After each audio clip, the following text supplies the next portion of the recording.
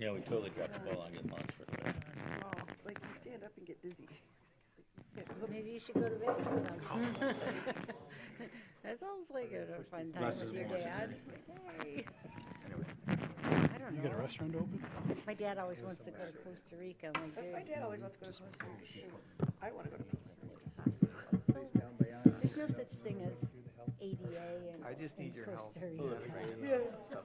You think it's your first Like restaurant? with my stepmom, he goes on like, There it wasn't a Vikings cruise, but like an Oceana or whatever. And they do it well where there's like twin tours. So- Yeah, You know, so that would be nice. you can do those. Commissioner? He has to have my stepmom there, you know. Yeah. Feel free, because Penny's not coming. So, No. We, Down here because I have more room. Yeah, it's crowded I see up how it here. No offense to any of you guys. well, you're wearing that shirt, get down there. Right there. Maybe I'm gonna stay right there. Technology stainless steel. Is she? Okay. yeah, that's tough when our parents get old. My God, my dad's so good on the phone, but when you see him in person, you can see how frail he is. I'll face the name tag this way, then I'll pick up Penny. You're in on stage with him, you can see that. All right, sir. And he doesn't understand questions. He's got some pretty No, advanced Parkinson's, huh? Do you wanna get a picture of but me in it's front of me? it's an introduction.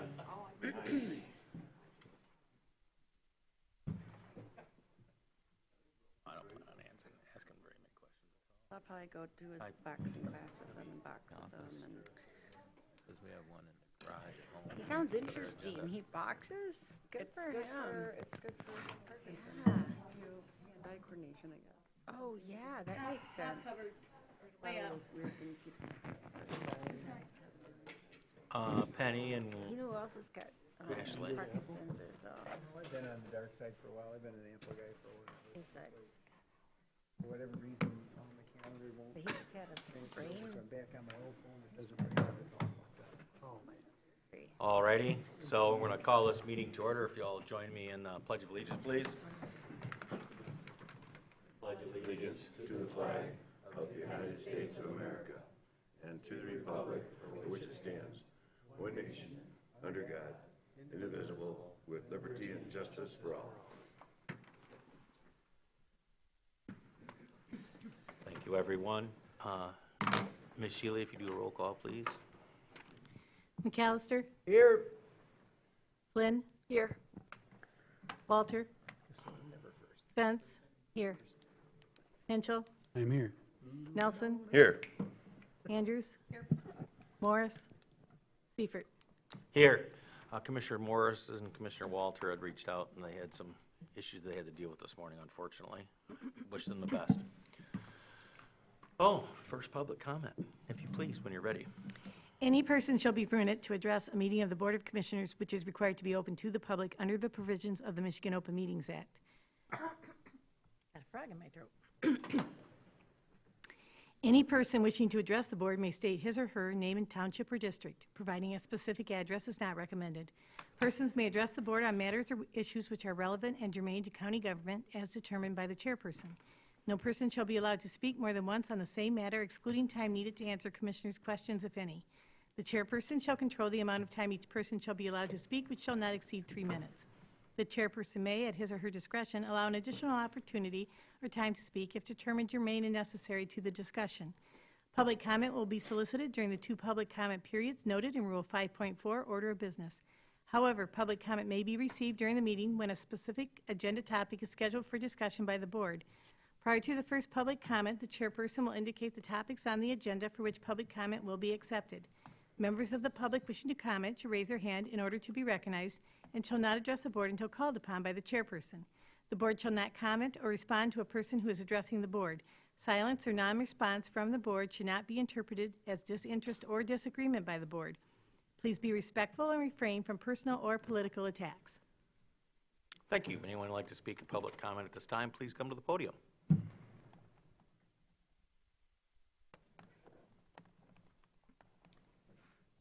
I didn't see you had it specifically slated for the second agenda item, so I'll go ahead and take up opportunity during this item, if that's all right. Of course. Good morning, Commissioners.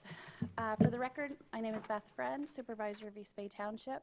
I want to thank you for the opportunity to review and comment on your proposed amendments to the county's tax sharing policy before it's finalized. East Bay Township has spent the past several years working with residents, businesses, and regional partners to develop the corridor improvement authority and implementation for our main transportation and commercial corridor. This is an effort that began with the county many years ago, and that effort has been supported by federal grant funding, extensive public engagement involving more than 700 participants.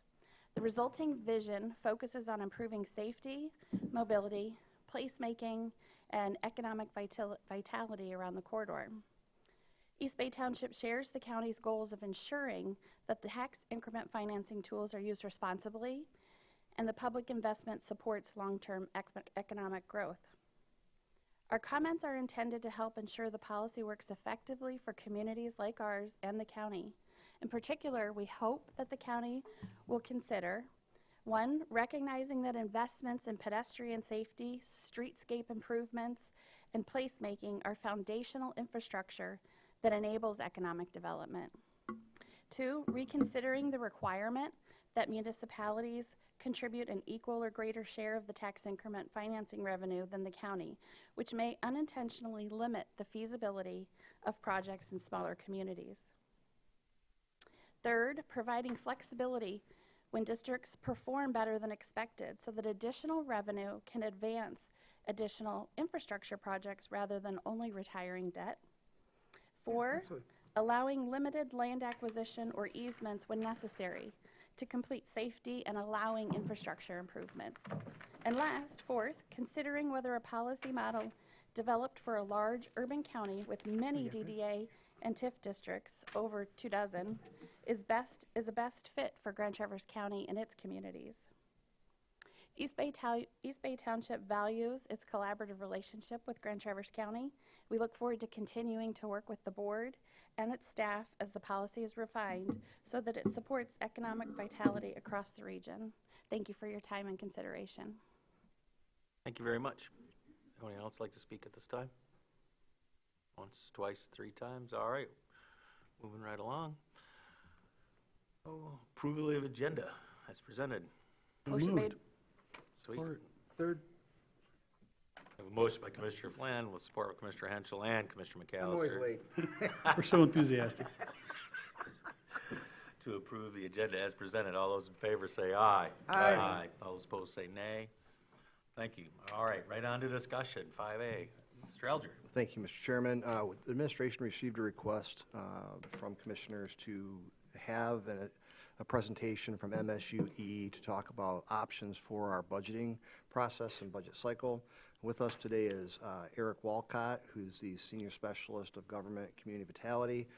With us to present, Eric has a presentation that he would like to share with you, and I believe you're going to share your screen, Eric. Is that correct? Yep, I will get that up. Thank you. Are you seeing that now? Yes, we are. Okay, awesome. Well, thank you for having me today. I'm excited to be here and talk a little bit. Was asked to talk about zero-based budgeting and multi-year budgeting. For those who don't know me, my name is Eric Walcott.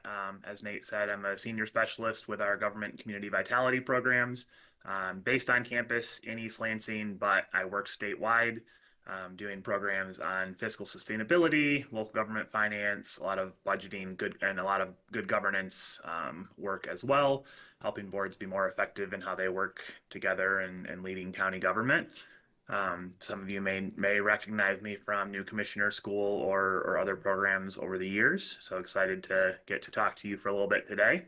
I'm going to do a brief overview of zero-based budgeting, what it is, some strengths and challenges to that approach, and questions you might think about if you're considering implementing it or pieces of it, and then kind of wrap up with a little bit on multi-year budgeting.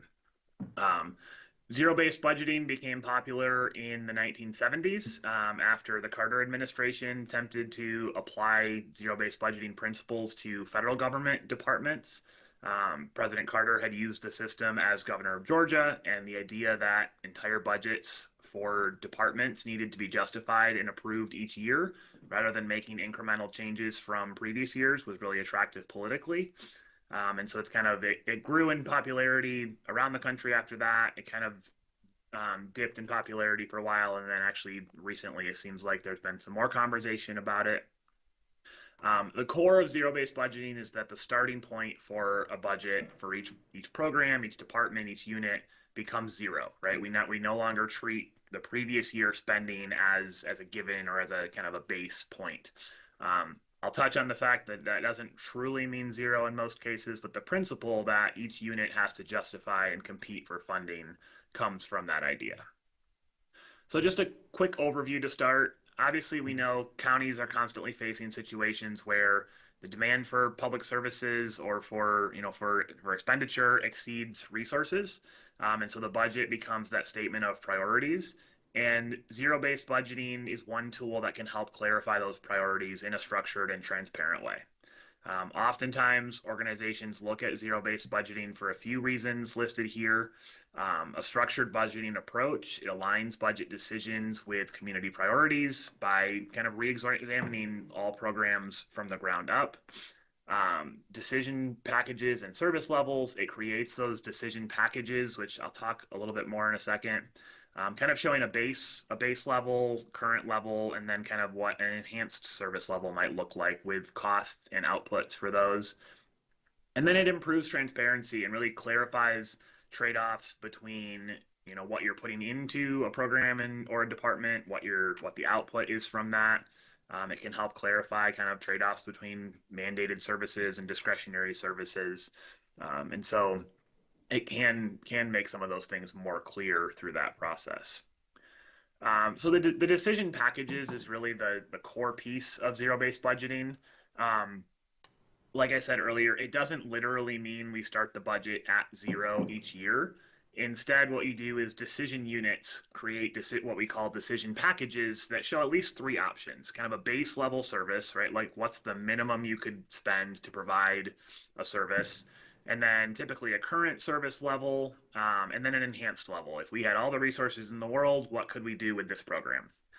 Some organizations do more levels than this. You can probably imagine asking for something between kind of current level and that like top enhanced, or between the current and like the absolute base minimum.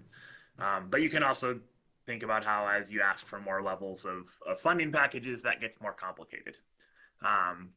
So each of those packages spells out the cost, the service level, how things change if funding goes up or down. Pure or kind of textbook zero-based budgeting is pretty rare. Most governments that use it use some streamlined version. Maybe there's a zero kind of line item justification or a service level budgeting that applies some of the principles without applying this completely. But the core components of each package really specify the activity and the purpose for each service, expected outputs and outcomes and costs. That includes both direct spending and also organizational resources needed to accomplish the output, like staff positions, office, all those other expenses in addition to what are you having to purchase to carry out a program. And then the decision units piece is an interesting one that can help it be really effective, but also adds complexity. Zero-based budgets are typically based on decision units rather than departments, and those are just defined as the lowest level of the organization at which a budget decision could be made. So you can see how that can get really complex. It could be that it's each team within a department, or maybe even each program within a department has to prepare its various funding packages. Those could get rolled into a bigger department budget. But then suddenly at the board level, you may be looking at a huge number of decisions to make if there's at least three packages of funding levels for each program that the county delivers.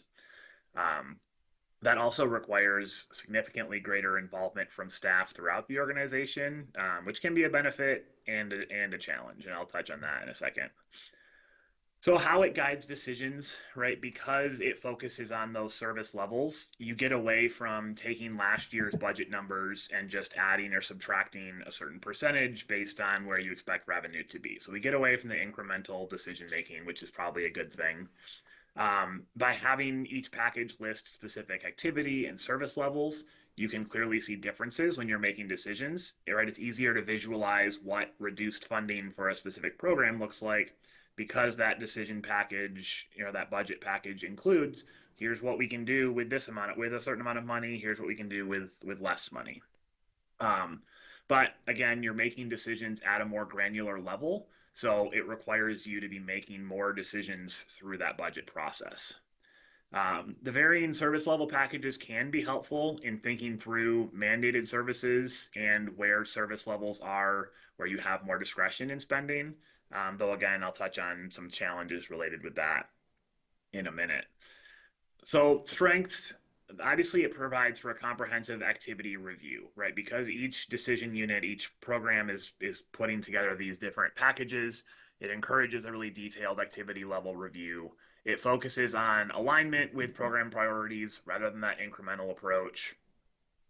Because it involves and requires greater involvement from department heads and program staff, that can lead to deeper insight into operations, right? You all might gain a better understanding of why a certain program or service costs what it does because of how it works, or you just deeper understanding at the board level and throughout the organization. And then providing those clear descriptions of options at each level can help make decision making for the board more transparent. Right, it gives that annual structured review of programs, making sure we're spending at the right level. It gives that transparency about really what we might gain or lose if we adjust spending. It can highlight where there's duplication or lower value activities that we can kind of reallocate some funding. And it works well for reallocating within departments based on kind of ranking of those services.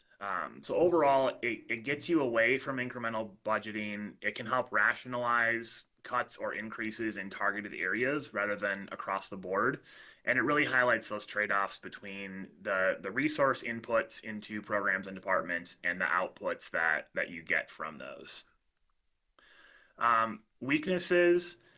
The first big one is and I guess weaknesses are challenges. The first big one is documentation and time. The most common challenge really is just the workload. It takes more documentation, more staff time than incremental budgeting or even other budgeting systems because of the time it takes to put together those decision packages at kind of at that granular level. Departments and staff need training and really good cost and performance data to compare service levels meaningfully, because without that data, you kind of revert back to your input-based thinking, just how much are we spending in different areas, rather than the actual service level outcomes, which is ideally what you want to be considering. And because of that, I'll just note very few local governments maintain full zero-based budgeting every year. The Government Finance Officers Association recently reported something like 20% of local governments that they surveyed using the principles of the system, but not using the system purely across the board. There's also a challenge with mandated services is that obviously, as you all know, you're somewhat limited in how low you can go with the minimal service level for mandated offices. So separating out what spending is required for the mandated level of service and what is in addition to that or providing a higher level of service can be a challenge in developing the decision packages. If you're able to do that, it gives you a kind of a clear, this is the mandated piece and this is the discretionary or higher level service piece. But the process of identifying that can be a little bit of a challenge. So I'd summarize that by saying it puts a lot of burden on managers because they're the ones building those decision packages, which means a lot of paperwork and can actually create less space for considering kind of alternative service delivery options, because staff may be spending so much time preparing the budget packages that they have less time to consider if there's a different way of doing things that may be more efficient or more effective.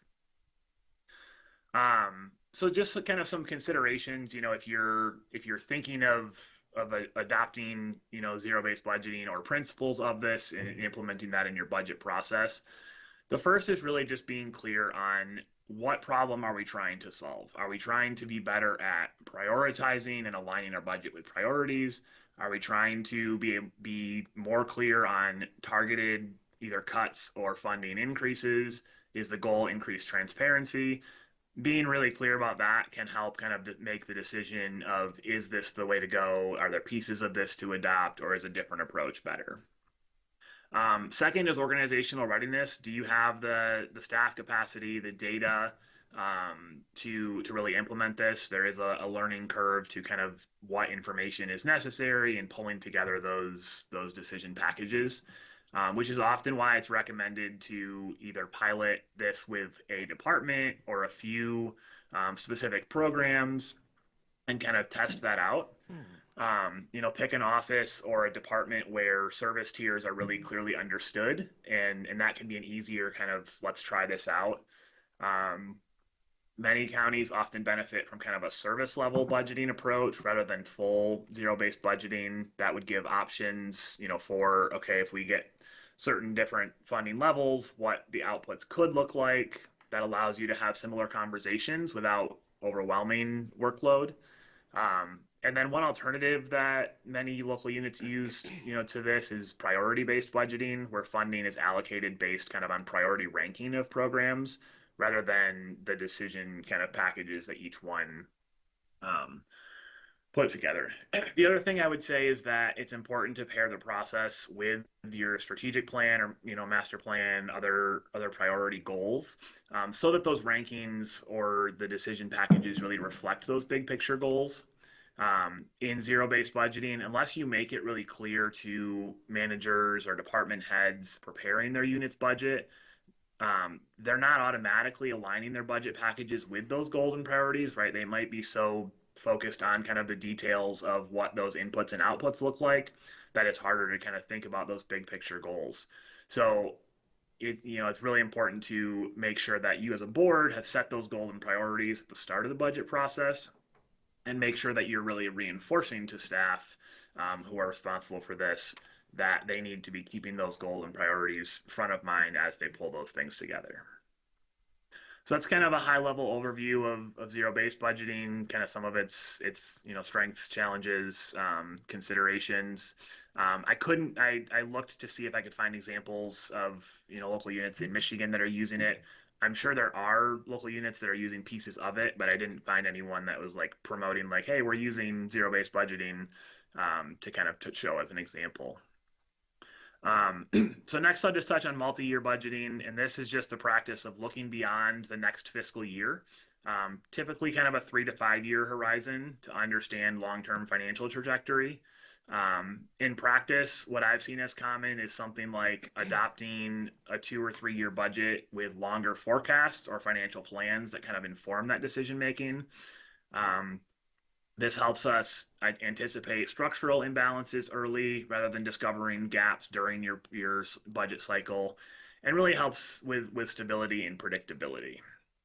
So the biggest benefit, and I kind of just touched on this, is that it takes that long-term view of things, even while you're making decisions on an annual basis. So multi-year forecasting helps with this because you can see, your ongoing revenues and making sure that those align with ongoing services instead of relying on one-time fixes or short-term funding to really fund those kind of structural and ongoing expenses. And it also helps identify, pressures and threats early. Rising public safety costs, capital needs, employee compensation changes.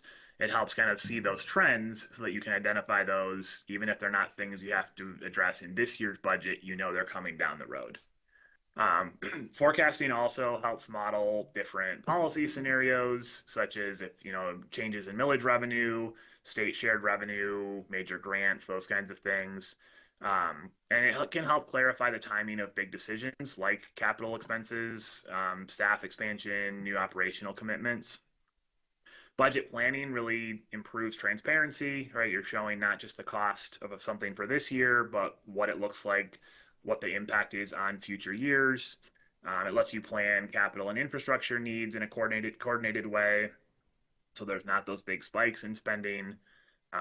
It encourages disciplined financial stewardship, and really it's a great tool for identifying whether a new or expanded program is financially sustainable before we commit to it. We talk about that a lot in thinking about grant funding, and running the risk of, if you get a grant that's to fund a new program, what are you going to do when that grant is not there anymore? And so that's one that long-term budgeting can really help with. Some practical considerations with multi-year budgeting. The first is you still have to adopt an annual appropriations act, right? State law says that you have to do that. So it's not like you can pass a 4-year budget and say, okay, we're done for the next 4 years. That's a good check annually on if there's adjustments that need to be made to keep the broader plan in line with current revenue and expenditure expectations or current trends in the county. I've seen communities that adopt a multi-year plan and kind of leave that in place as they pass annual budgets, to implement that. So after 4 years, maybe they adopt a new 4-year budget plan. Or, and more commonly, I've seen communities that every year adopt a new multi-year plan. So your budget kind of is always looking 4 to 5 years down the road. As part of that, you want to maintain those rolling forecasts that are always updated. And you want to connect those forecasts into other planning documents, right? So thinking about how those align with your capital improvements program, your strategic plan, your master plan. How are we using that context and using the context of our forecasts to think through what those goals look like over a multi-year period? And then really just kind of some fundamentals for multi-year budgeting. We want to take seriously the goal setting process with the county board and survey results with residents, right? Make sure those are aligned, and then think through how do you convert those goals into implementable programs that then show up in your multi-year budget. You want to make sure as a group that you have the discipline to stay with that plan, and not dramatically change course in order to fund, some new, program of the month is the phrase I have there, but something that comes up and, could take away from kind of that goal clarity and that focus. Obviously, we have to be adaptable in terms of, new challenges may emerge, new opportunities may emerge. But having that lens of how does this align with those big picture goals that we've set can be really helpful. You want to establish reasonable timeframes and organizational responsibility, and then making sure that you're actually allocating sufficient resources for your top priorities, and then consistently reviewing those to discourage that mission creep or kind of that gradual shift in objectives. And I know in Michigan, there's a few examples of multi-year budgeting. The city of Novi has done a really good job laying out their process in their budget documents, if you're looking for an example. They also do a really good job of clearly connecting each year's budget decisions to their long-term budget plan. So that's a good example of that. They use a rolling budget. So each year as the budget is approved, their multi-year budget then extends another year. Washtenaw County is another one that I think has used multi-year budgeting. And I'm sure there's others that use it to some degree or another, whether or not they kind of officially call it that. So that's my quick overview on zero-based budgeting and multi-year budgeting. Happy to answer any questions if there are any right now. But yeah, that's what I've got for now. Thank you, Mr. Wolcott. Commissioner Andrews? Thank you. I can see, can you just outline what what the sort of prevailing wisdom in it is on the shortfalls of incremental budgeting? Why is, you make it clear that that's sort of the thing to work away from, and why is that? Yeah, the biggest thing with incremental budgeting is, unless you're paying really close attention to do all these decisions still align with our priorities, you can easily suffer mission creep where you're changing your budget by a little bit each year, and it takes you further away from your priorities.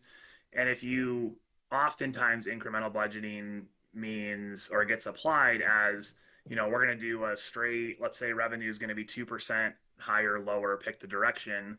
We're going to apply that across all programs, departments. Well, if you in your strategic plan say that a certain goal or priority is the most important thing to you, you'd rather, if you have increase funding towards that priority more, or if you have to decrease funding, you'd rather cut from your lowest priorities more, And incremental budgeting often doesn't reflect that. So maybe a couple of observations and then a question. It seems like the value of zero-based budgeting is you really force the board and all below down to the lowest decision level that you set to really justify why it spends what it spends. That seems like the value on that. And then the value on the long term, on the multi-year, seems that you just are looking over a longer period, right? So you're making sure you're planning ahead, which appear both to be goals we all want as good government. And I guess a question is there a way, have you seen a hybrid approach? Because I get the zero-based is going to be a ton of work, but what if you did zero-based at a cadence of, say, once every 4 years, as opposed to every year, right? Like you do it and you just really make sure we're all level set at the same level, and then you know, you don't have to do it every single year. You sort of use it as a base, and then you do a multi-year in the sense that we're going to look over the 4-year period, but you know, like you said, every year you got to do the budget, and every year you're going to be influenced by today's numbers. But I do wonder if there's value in both of those from a board perspective. Just an observation.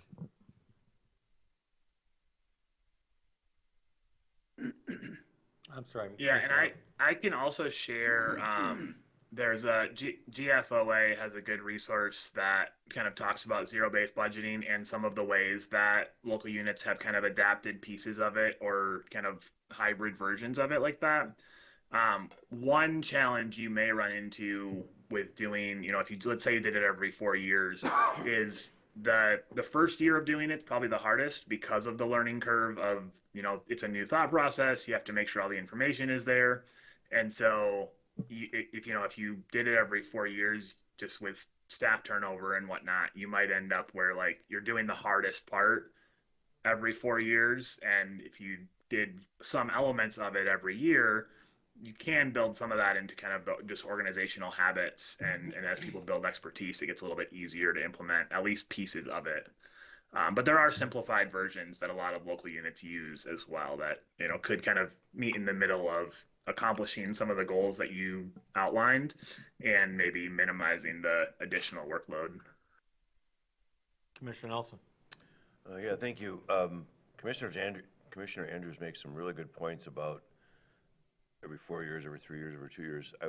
As I was listening to this, I was thinking about a couple of things. Like, I come from the private business world where I own my own business, and you wouldn't necessarily do this every year, but you did have kind of a rolling, and it could, whether it be certain, you know, a third of your departments every 3 years or something. So I'm thinking about this is going to be an incredible amount of time for staff and for the board. And I'm also thinking about for the members of the departments, it's kind of like a fight for your life every year. You know, it's like, I don't know what, and that causes stress at that level. So I haven't personally been through the entire zero-based budgeting method like we're talking about here, but you kind of do that in your own business. But I, kind of like you, I'm trying to think, how do we make this not such a big, huge deal every year, but at the same time do every 4 years, then conceivably you could have a new board or a lot of new members trying to go through this process. So one of the things I was hoping to hear from is from our finance director, our administration team, did they have thoughts, I mean, honest thoughts on this? Because I worry about the board, if this becomes a political thing where every year there's, you know, depending on who's in charge or whatever, how do you guys look at this, and what are your fears and what are your strengths? Because I should have started out by saying I'm inclined to like parts of this, but I also have some. So I'm starting with a negative. So if it's okay with you, Mr. Chairman, I'd love to hear their feedback. Absolutely. So conceptually, it's a great idea. We would like to think that we do this annually. When we begin the process, typically in April or May, we start to ask departments and offices, what do you currently provide in services? what services need to be enhanced, what services need to be abandoned or could be abandoned, and that ultimately would drive the expenditure line of that budget. So conceptually, I think it's a sound principle. It's the practice of it that gets in the way. 2014, Dean, 15, we tried a zero-based budget through the Benda administration, and I can tell you that the courts, all mandated services, raised their hand, and they're like, you have to provide us a minimum service level per the Constitution, so there were challenges associated with that right away. That said, the practice of this is very valuable. We did that this year. Like you saw, the health department, they recognized that their staff had grown through the COVID era, and because those programs have since gone away, they were able to reduce quite a bit of employees through the process. So in practice, it's a great idea. So I think they're right. I don't think anybody would argue that in concept this has some real value. I would say there's no scenario in my mind sitting here on March 11th that this is something in our immediate future. It just sounds like there are too many ramp-up requirements to get it right? Like for example, one of the attributes of zero-based is outcome-based, right? Measure. Let's take something one of the ad hocs has talked about, which is how long does it take to issue a building permit? Too long. Too long. That was the bottom line. How do you, but right, like, so could you work in outcomes, right? And to the point of, yeah, what's the load on us? What's the load on staff? And what's the benefit to the community, right? We can't leave that out of the equation. So if the community gets better service turnaround time on building permits, simple example that's come up recently, that's how we would need the data, right? We would need to know where we are now, why it takes so long, what are the limitations, you know, whether it's software, personnel, driving time, whatever, right? So it seems to me that in order to get towards doing this, we would want to be building a data set. And I think the idea on the multi-year that I thought that's intriguing is you're checking it against your capital improvement program, your strategic plan, and your master plan. We don't have two of those. I mean, we have an annual capital improvement, but unlike townships that have a 5-year capital improvement plan, we don't have to do that under planning, right? Because we don't zone. And we don't have a master plan because we don't zone. So checking it against those key documents is harder for us. So you'd have to come up with something, right? You'd have to come up with those goals.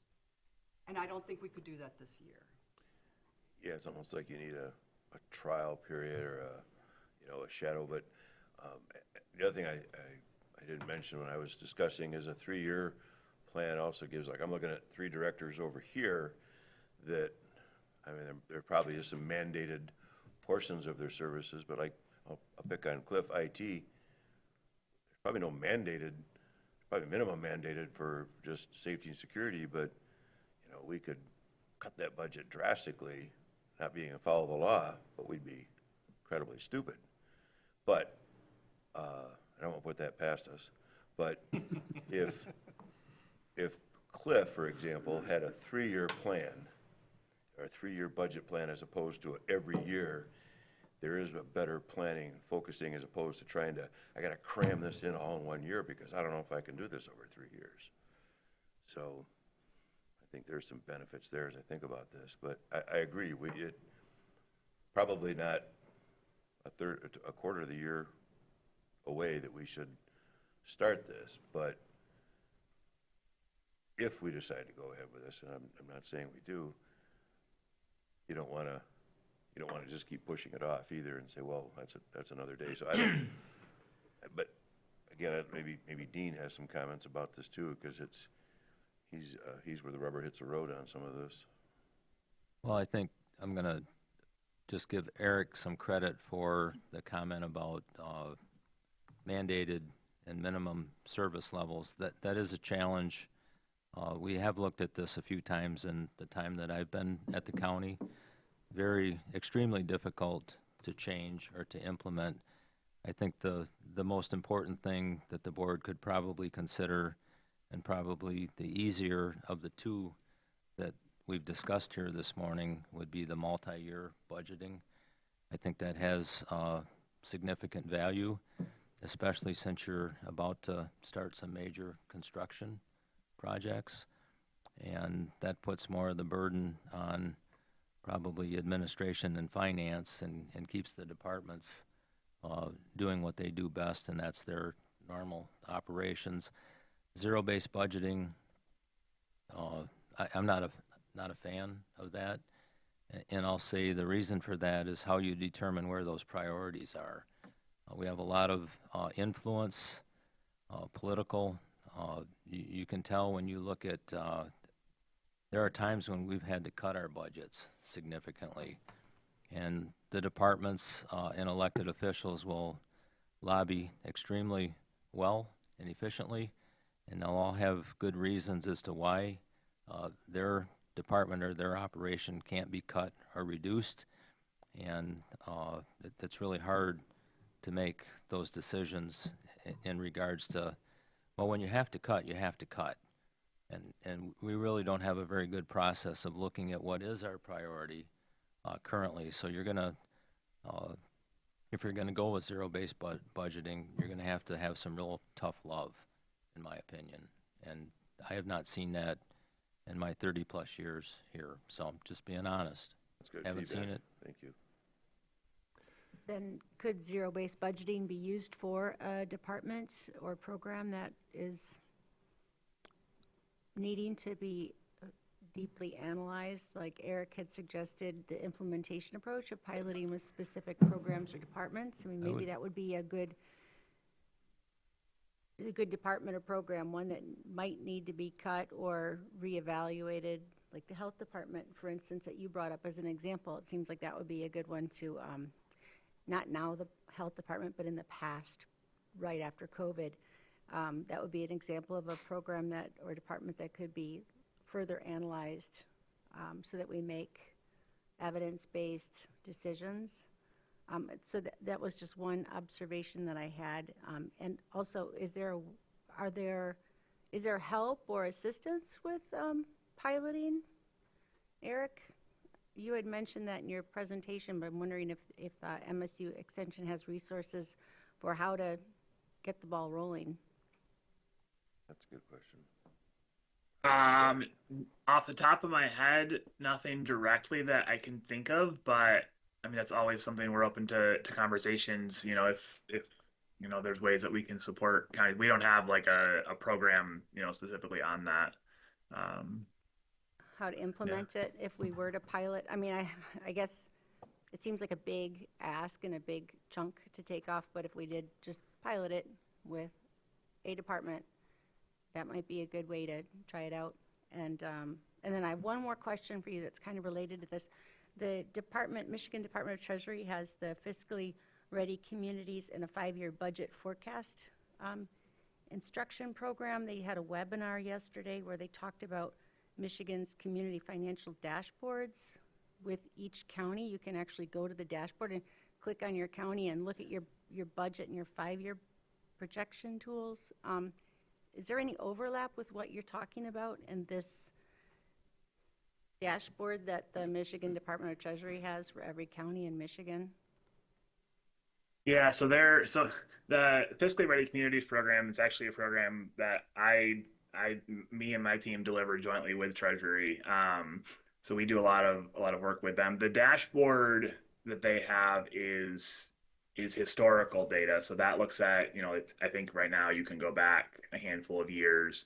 Their projection tool is like an Excel sheet that you could plug numbers into, and then that kind of is a base level, you know, forecasting tool. I would guess that maybe you've used something, or your finance department may have something that they use in the budget process that kind of incorporates some of those projection elements.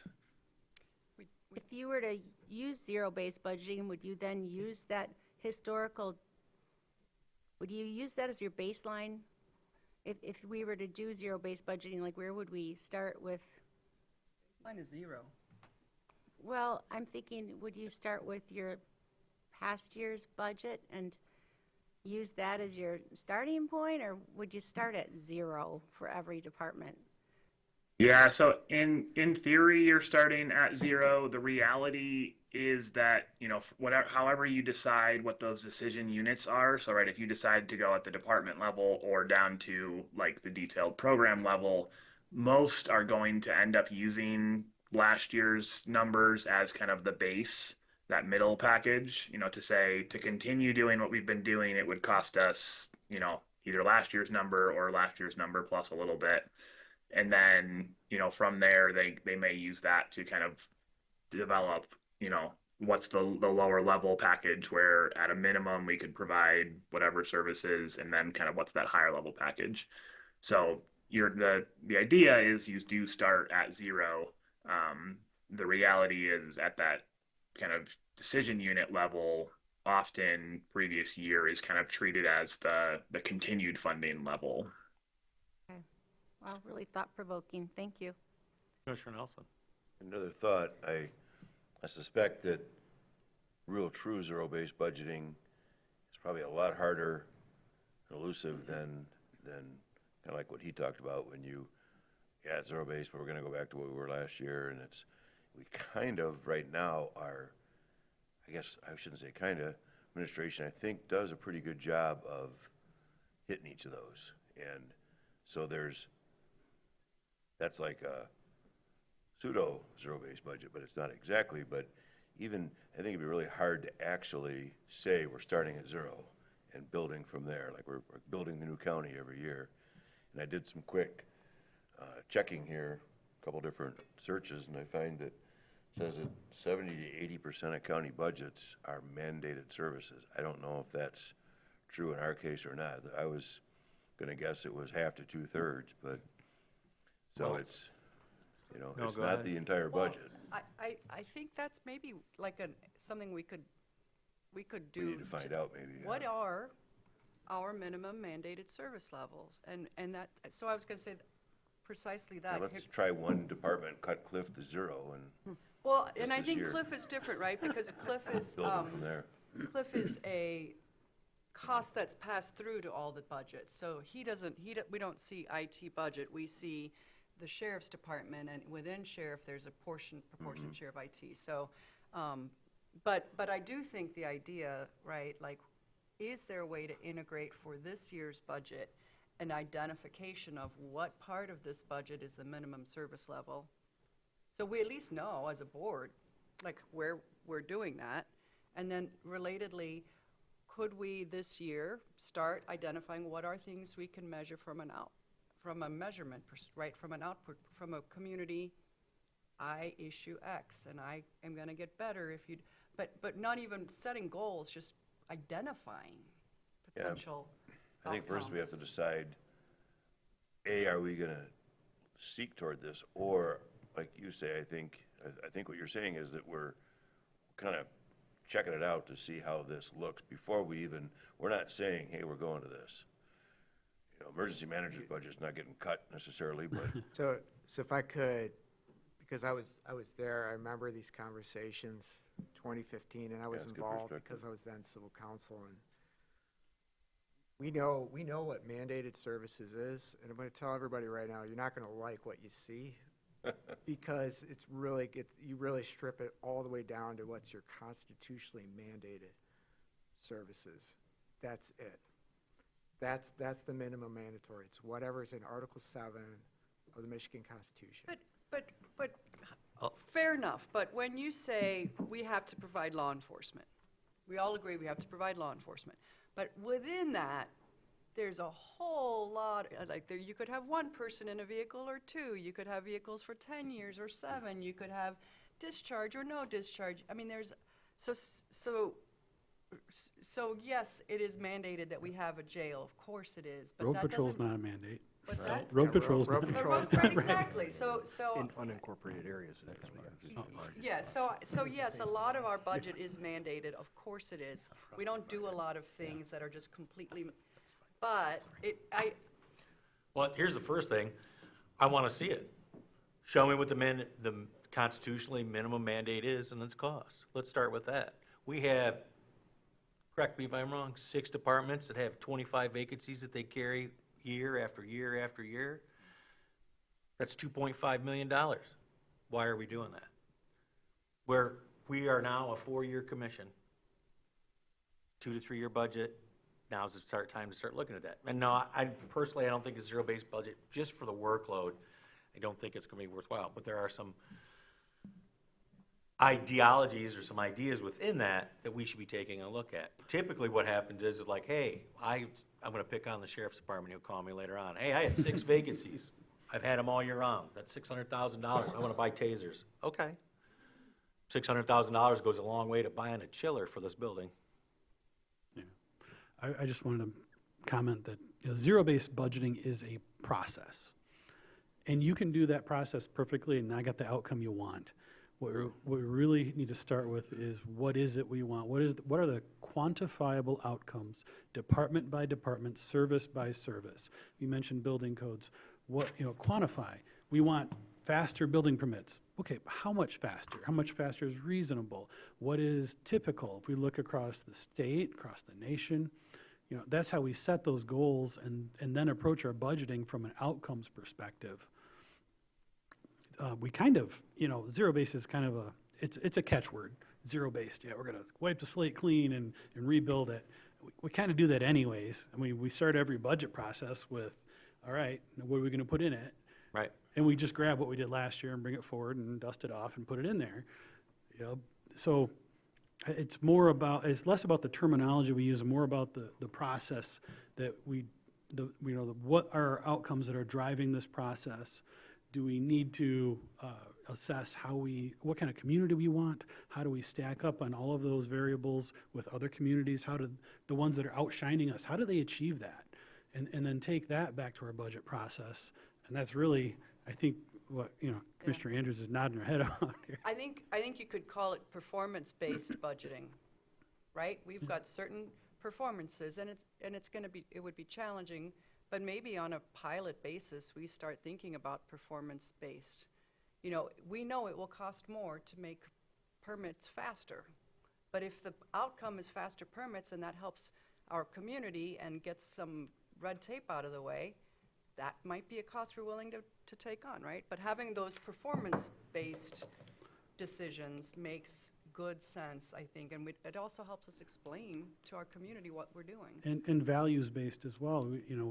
We're spending $500,000 a year on something that was built to address the Dust Bowl. You know what I'm saying? So there's nothing quite so permanent as a temporary government program. Well, and I'm not saying they're doing bad work with that money, but I'm just saying if we did zero base, we would look at those things that are still around, but are a solution looking for a problem.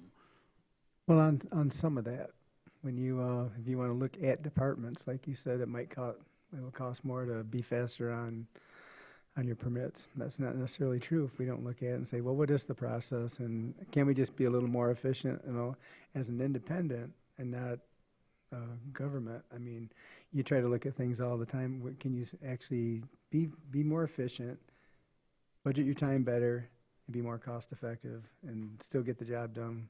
And that's not working with the public. That's just working within a box, and so as an independent, you look at that all the time.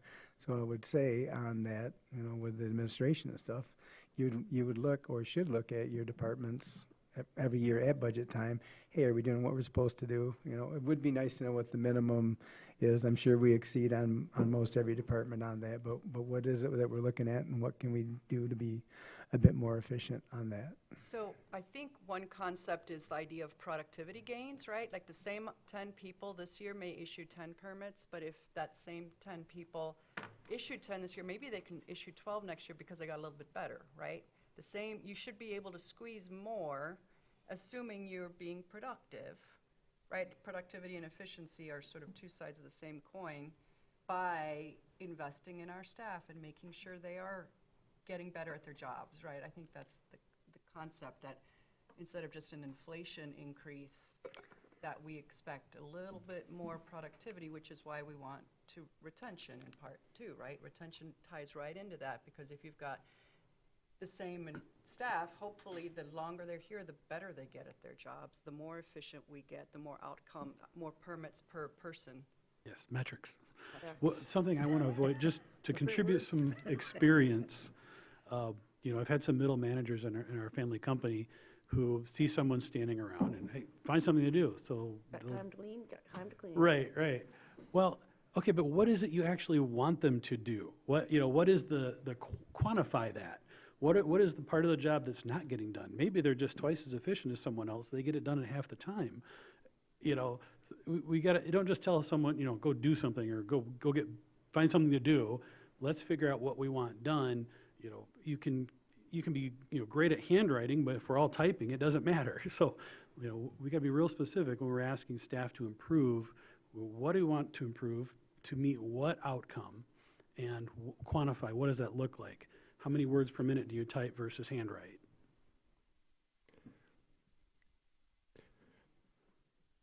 I feel like that's the basis of zero-based budgeting, because you're doing a deep dive.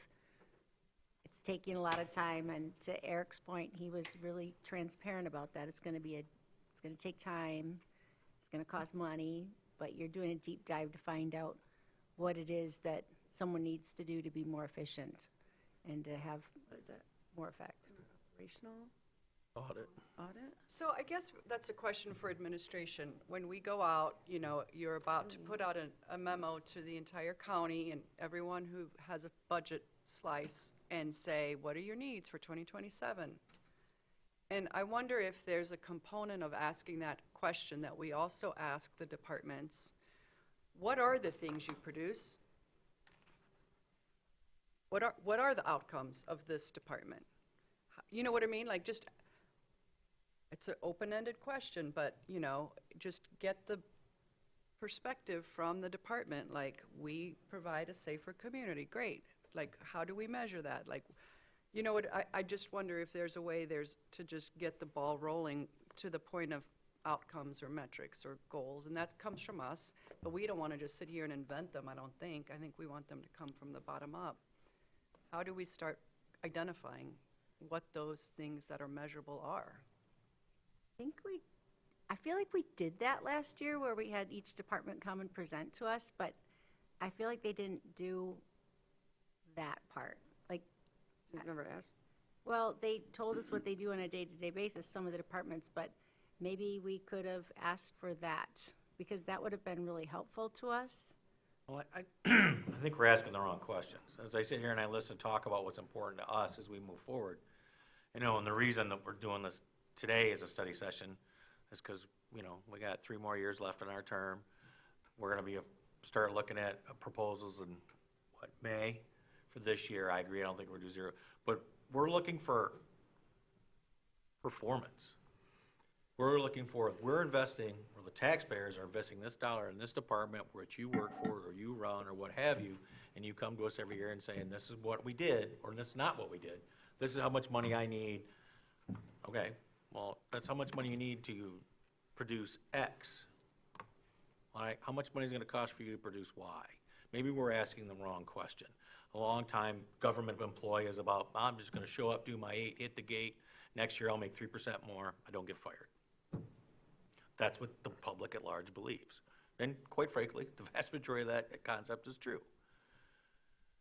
So if we're sitting here to represent the taxpayers and get the most bang for our buck, and we're gonna spend large amounts of money on new builds to be more efficient in the next 25 or 75 years in the future, in our community, we got some operational audits that we're talking about doing. Maybe the question should be, okay, we give your department $1 million a year. What do I get for $1 million a year?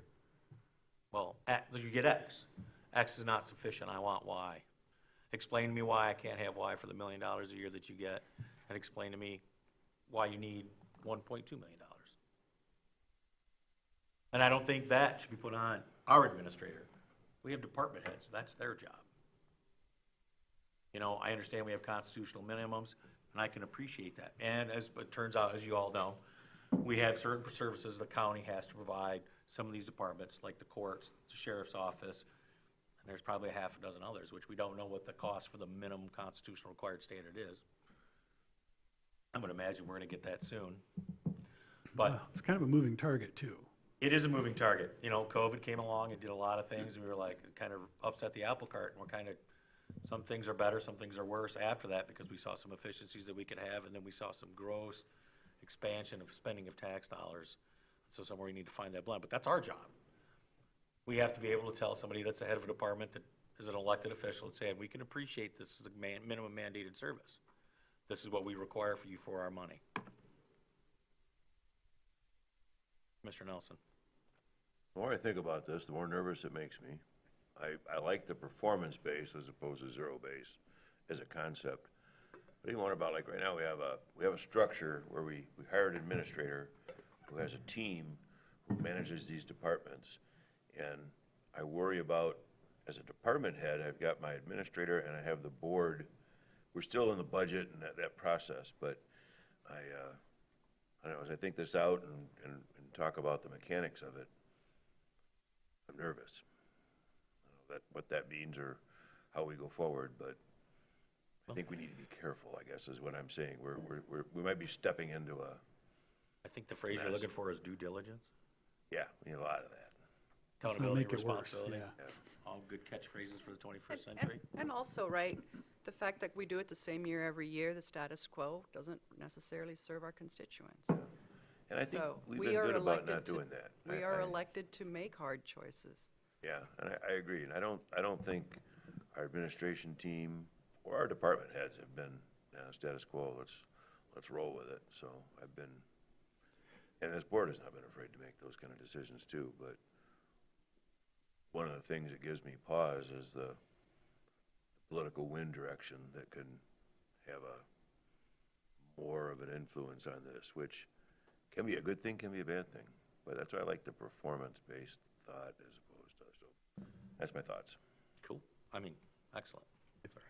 Can I add a couple, Please do, couple sir. comments? So first, the Board of Commissioners sets the priorities. So the Board of Commissioners, if they decide we want to completely scrap the IT budget, that is a priority. That's something that this board legislates. There's some practical considerations, of course, that you'd have to make sure. You're going to have the opportunity to re-identify priorities in 2026 because the strategic plan that we adopted in 24 was a 3-year strategic plan.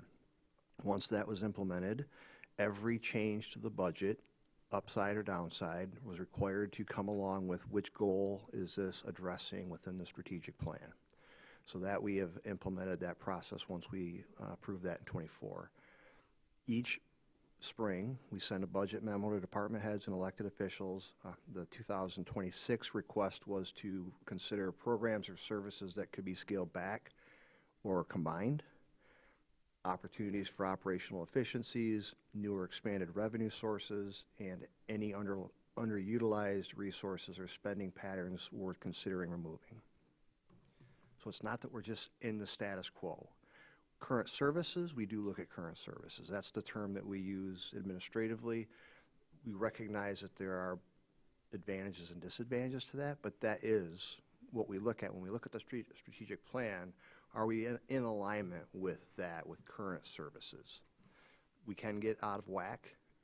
We've seen it historically every now and again, but we're going to do something this year that we've not yet done, and that is this operational audit. We have firms currently submitting proposals, preparing to spin this up. You're going to have a data set that we've never had before for a portion of our offices and departments. So I think that's going to be very valuable. As far as the zero-base ideas and considerations, that's not a problem. To go to the elected officials and department heads and say, in practice, start your expenditures from zero. Revenues are always what they are. You're never going to have a zero-based revenue budget. We know what our revenues are going to be. So it's, what do you want to prioritize? And if we're going to go through this practice, which I think is okay, what's the priority of the board? What's the why behind it?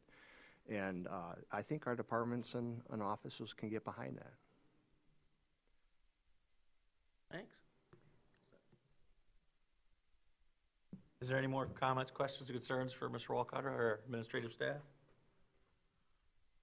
All right, seeing there is none, Mr. Walcott, thank you today. Thank you, Eric. Good information. Yeah, thanks for having me. Have a good one. Yep. IT's coming up. Unplugging the computer. He's He's got leaving. hammered, hasn't he? He's out of here. I wondered if we were doing multi. We're gonna go to 5B, but I'm gonna offer it up to the board. Do we wanna take a break now or after 5B? Take 5 minutes. All right, let's take a 5-minute break, everyone. That's a union 5, which means more like 12, but, so we know. It always is. Union 5.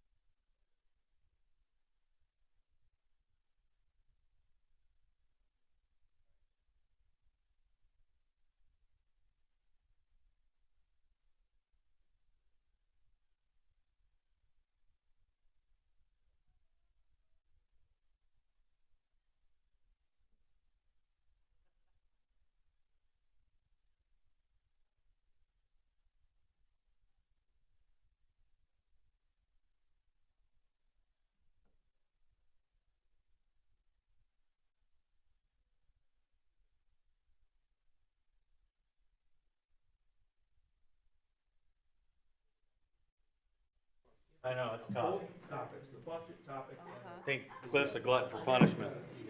The upcoming, yeah. Hey, Alan, do you know?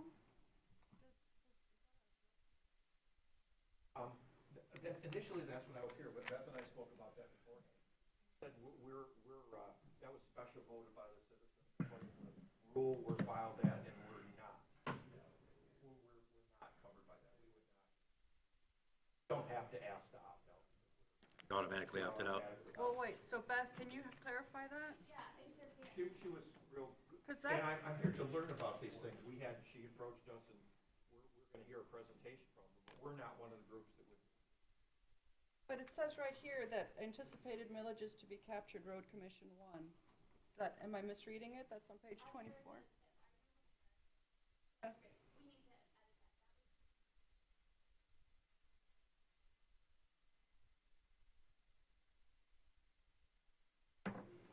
So, what did,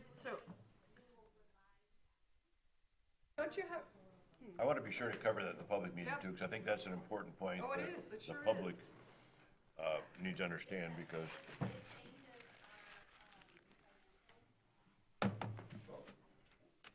I'm here to learn about it.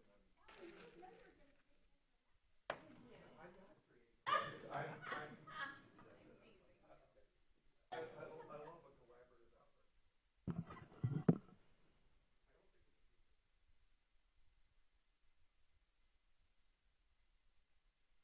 I requested, I didn't tell you if you noticed, I just thought it'd be kind of handy to, there's some meat in here that, I'm just checking my email for the PDF.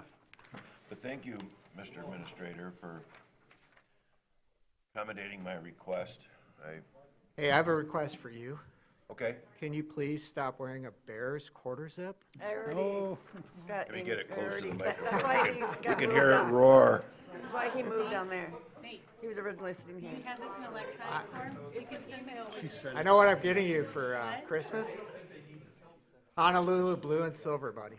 Yep. I might wear it at certain times, but, Gotta get Chris's.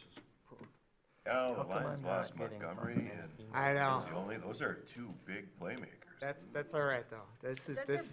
Shaco. Those are big playmakers. And the Bears took a guy too. Thank God they're gonna be in Indiana. this yeah. Yeah, getting out of that high tax zone. Hey, this is the year though. I mean, Oh, restore the roar. No. Restore the roar. We'll see. Hey, you got a lot to talk about there, buddy. and they're playing abroad this year. They've lost Montgomery. What's that? they- And the Lions are playing in Germany this year. I'm sorry, I didn't hear what you said. Lions are playing in Germany this year. Oh, yeah, I saw that, yeah.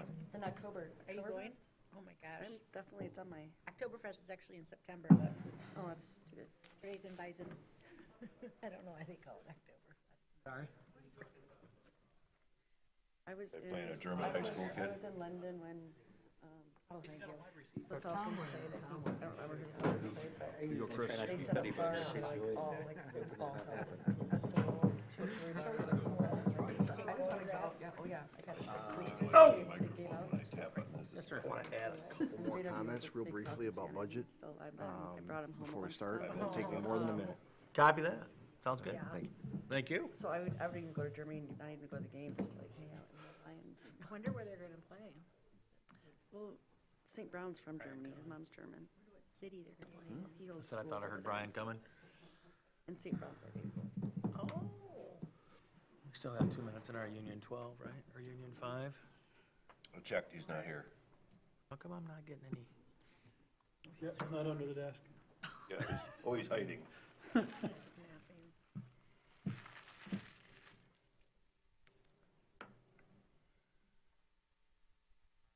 Can't be displayed right now because I'm not connected to the internet.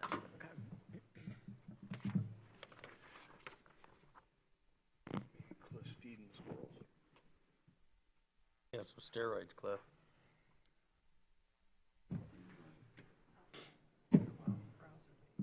Because Alex sucks too. That's why.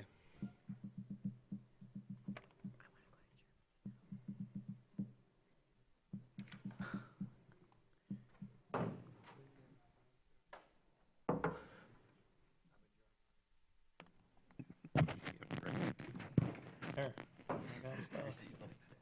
They're going to Yeah, exactly. Oh, my God, the airplane in Munich. All righty, we're gonna call this meeting back to order. Mr. Erlinger. Yeah, I want a couple more concepts about budgeting. We didn't talk at all about multi-year budgeting from our perspective. A couple things that are in our favor if we want to consider a multi-year budget.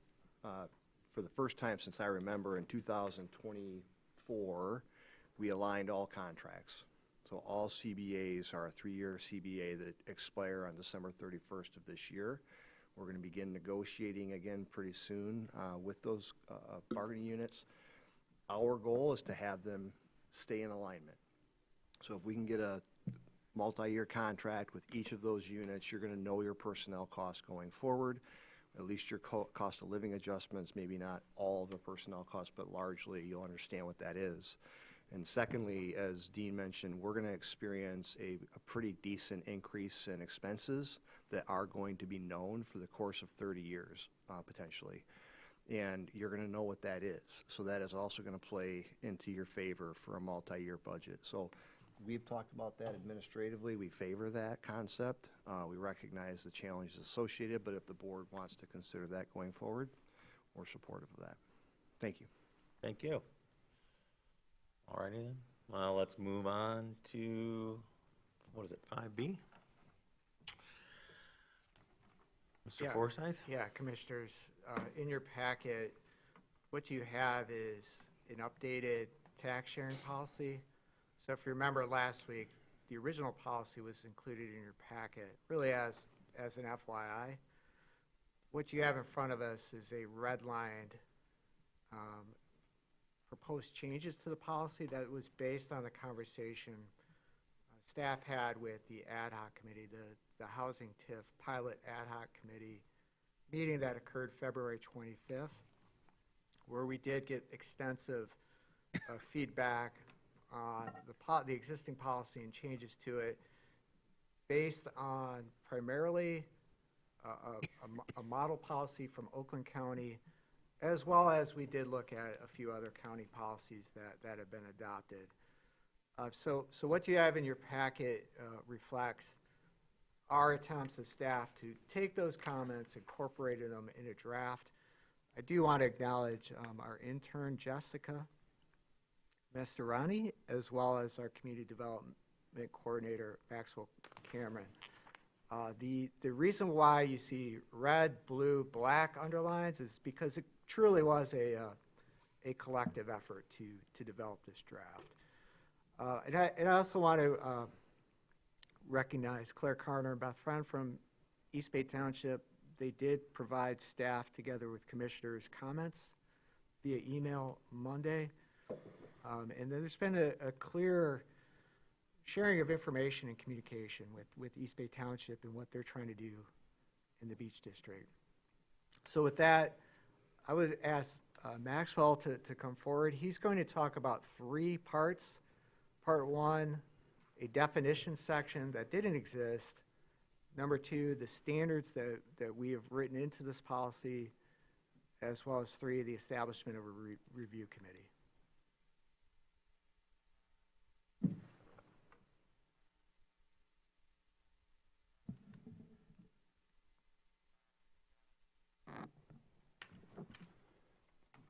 Good morning, everyone. My name is Maxwell Cameron. I am the Community Development Coordinator for Grand Traverse County.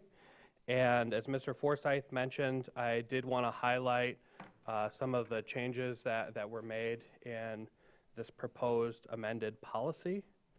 The first group of additions I would draw your attention to start on page 2 of 8 related to definitions. So we included this section to try to encompass all of the different districts and definitions that would be related to this policy.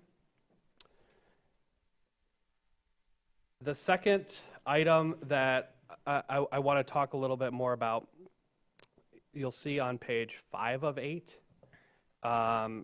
which talks about a TIF review committee. So, as Mr. Forsythe mentioned, we did have the opportunity to review a number of county tax sharing policies. And something that we found that a lot of counties had adopted was some sort of approval process from the onset. And also something else that we'll go into a little bit, which is an opt-out stance, or a stance to negotiate a participation in tax sharing revenue with the CIA, DDA, et cetera. And so we included language here related to establishing a TIF review committee, and that committee would be comprised of both staff and commissioners to help review and assess projects and plans that come to the county, and ultimately would provide a recommendation to this board. I also want to talk a little bit about what you see in further down, starting further down on that page, under policy standards. Again, this is page 5 of 8. Number 1 speaks to that idea of an opt-out mechanism included in this policy. And so we would be noticed of a public hearing related to a TIF plan, and we would, if an agreement isn't already in place, we would go ahead and opt out, and then we would seek to enter into and finalize a negotiation with that district. Number 2 under policy standards talks about special millages. So our policy states that we're not going to permit the capture of special millages that have been approved by the electorate for specific purposes. I also want to talk about some of the lettered items under number 3. So if we go to the next page, 3E, this talks a little bit about our level of participation with respect to TIF, and what we're stating in this policy is that the county would contribute up to what is allowed to be captured on the local level. So it's a revenue sharing mechanism, and the idea would be that the county is acting essentially to match what the local contribution would be. If I could just add to that, with the committee, we did talk about this. We actually talked about a couple different concepts, a 50-50 share, or you match whatever the local unit puts in. And so we really want feedback on that. We want to know, do you want to try to do both? Do you like one over the other?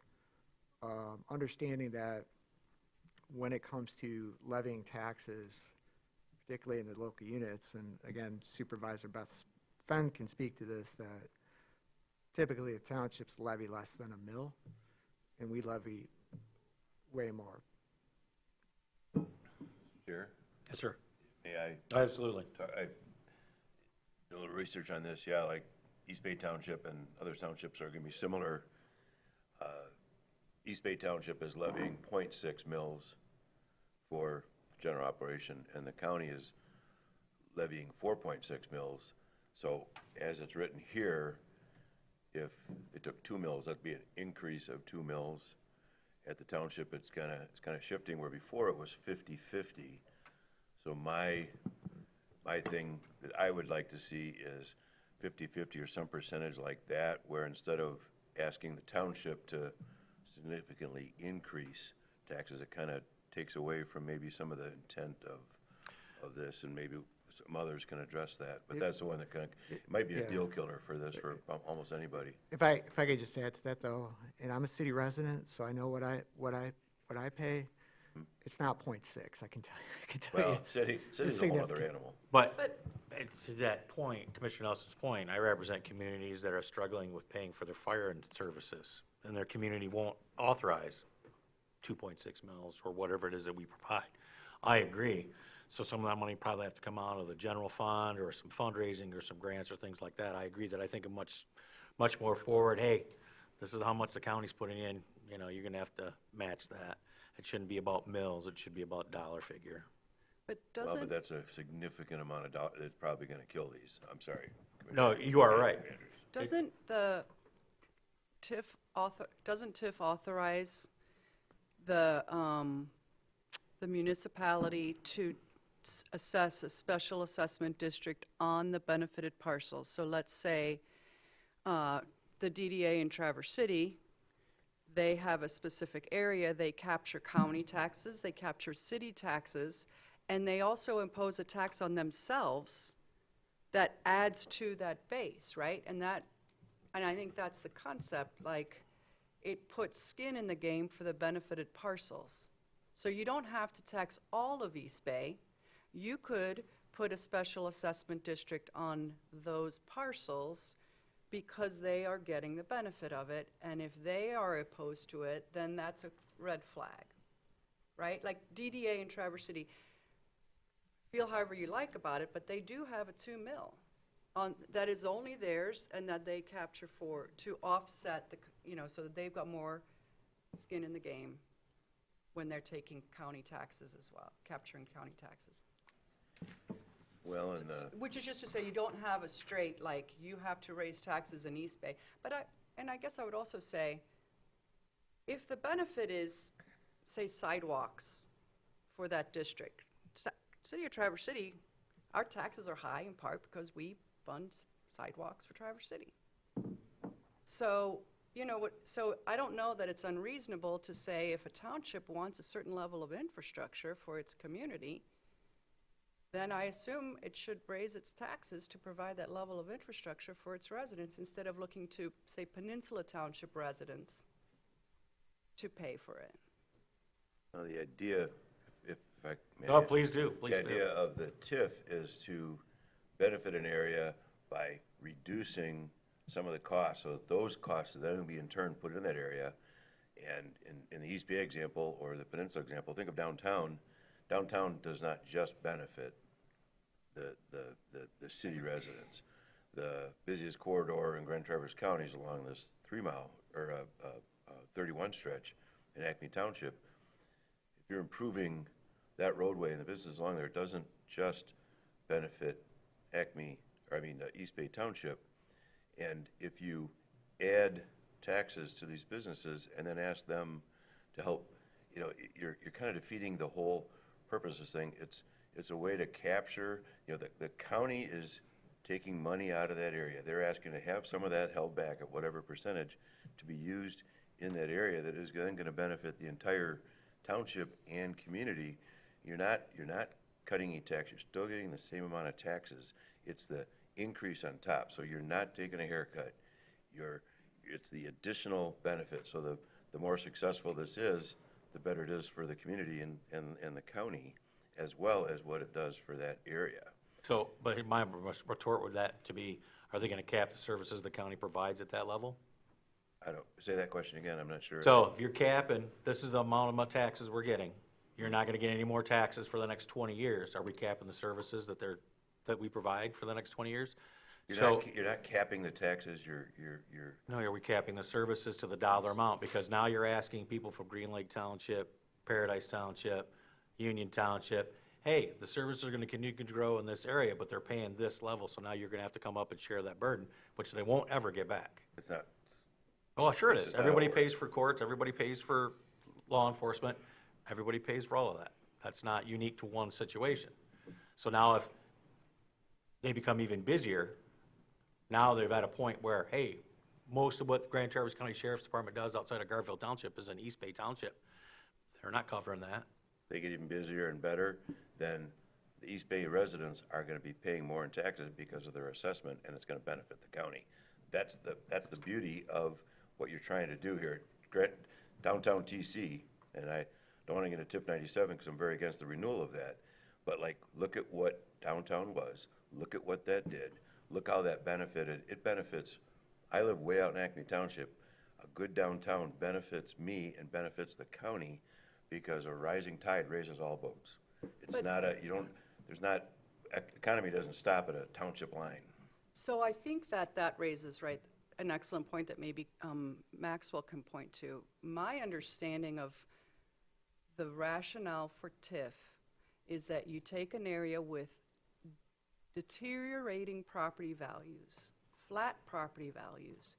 You basically say, we're all in, right? You put some in, we put some in, and as a result, we'll get a net benefit in the long run because our investment of county taxes will raise property taxes.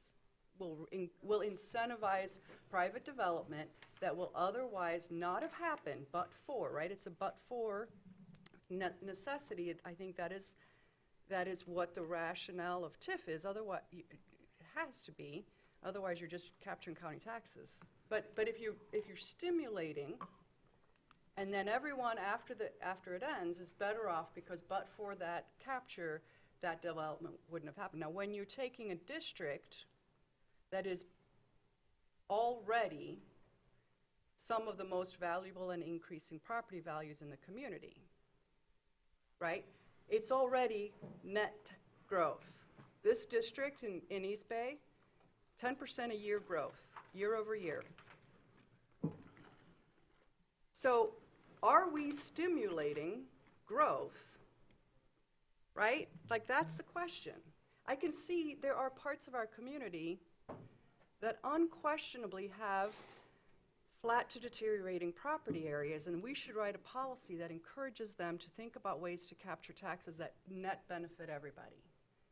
But when you're talking about an area that's already in a growth cycle, the foundation seems more dubious. If the point of TIF is to incentivize growth so that we're all better off, otherwise you're just capturing taxes. I could answer that, then I do want to get back to Maxwell. Is that, Mr. Chair, is it okay if I? Absolutely. Commissioner Nelson, I please think, feel free. you know, you invest in areas that are growing. You invest in where you think you're going to get the biggest bang for your buck. You don't necessarily invest in the slowest area. That also becomes available for areas that are slow or reducing or having an issue.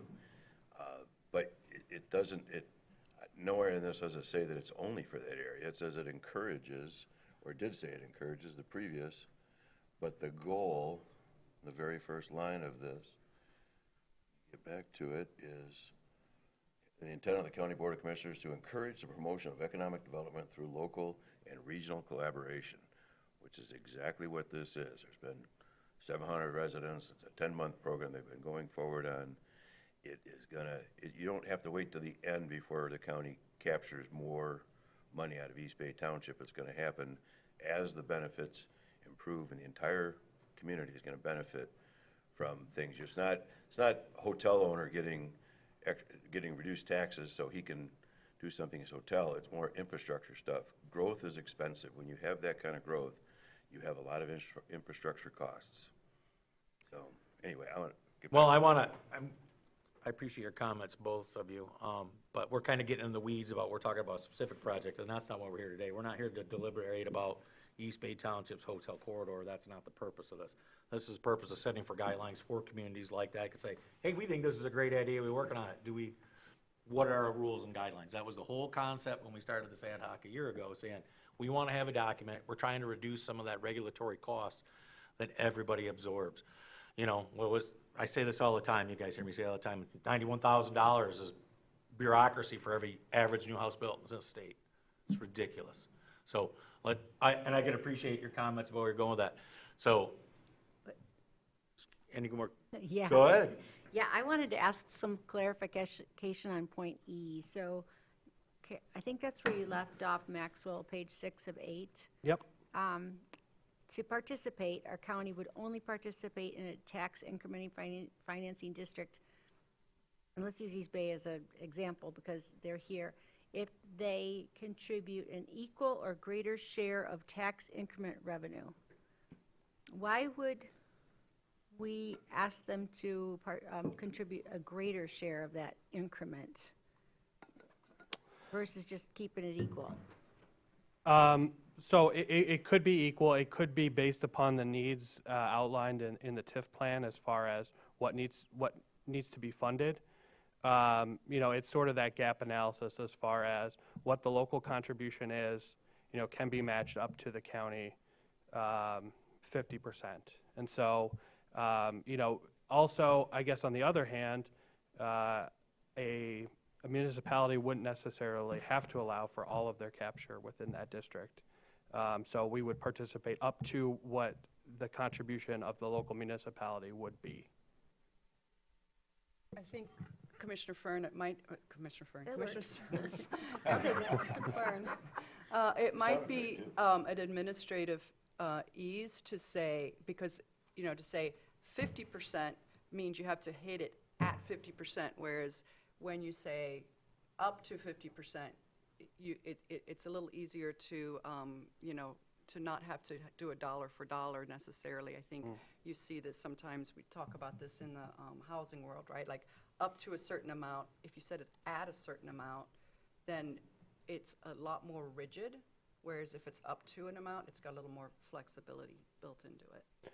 I would also just maybe as an example, so in that same section, Part G, we outlined some things that we're not going to participate in.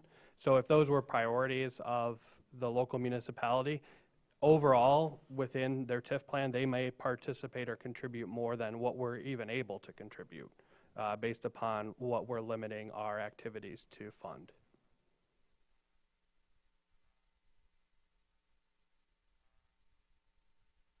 Any more questions for? Well, you're going to talk about did we cover everything? No, I was just making sure we're done at this stop and let him keep going. I would end with, in that section, we also talk about in Part F, an annual reporting mechanism. So that kind of goes along with some of the other things that we saw in reviewing other policies, is that we'd like to have that feedback loop on a local basis to understand what is happening with the district. And so we felt that it was reasonable that what is submitted to the state gets submitted on the local level. There are other changes that are included here. We do lay out what is applicable to all TIF districts. We talk about corridor improvement authorities, what is relevant to DDAs, but those are sort of the highlights of the changes, and you guys have already had some great discussion and feedback and sharing of thoughts, so we'd like that to be the basis for a continued conversation and hear more as to... I'm sorry, I didn't mean to cut you off. No, I'm good. Mr. Andrews? So, a couple of suggestions in the interest, as a person who reads a lot of rules and statutes and guidelines and things, I have a strong interest in simplification, believe it or not, instead of expansion, because I think it just leads to more opportunities to create confusion or lack of understanding. So a suggestion is on 5 and 6, where we have, right, here's the requirements for all TIF plans, and then we have specifics to DDAs and specifics to CIAs, and both of those are crafted as guidelines, which in my mind makes them less mandatory and more discretionary. But it reads to me that those two sets of guidelines for DDA and CIA in particular are largely matching what the statutes say. And instead of breaking them out as additional guidelines, I wonder if we just have provisions under 4 that say they must meet all state statutory requirements for whether it's a DDA or a CIA, and then just get rid of, rid of those, because the statutes are pretty clear and we don't need to replicate them, and it would just frankly cut a whole page out of this document. Sure. Maybe state the statute. You have an opinion on that, Mr. Cameron? I do think that would simplify things. Also, we do have outlined in the definitions, and we refer to those statutes, so that may that may be a way to reduce some of the page length here. I guess one suggestion would be if there are substantive provisions in there that you think that are over and above what's in the state statute, we should pull them out, right? But I don't know that there are. At least my read of them relative to the various statutes, they seem to be pretty comparable to what's in the statute. But it's just a suggestion. And then I wanted to flag that in the list, in the definitions where it lists out the financing, the statutes, a lot of those statutes have been repealed and replaced in 2018. Those are, I think, just what was in our current policy.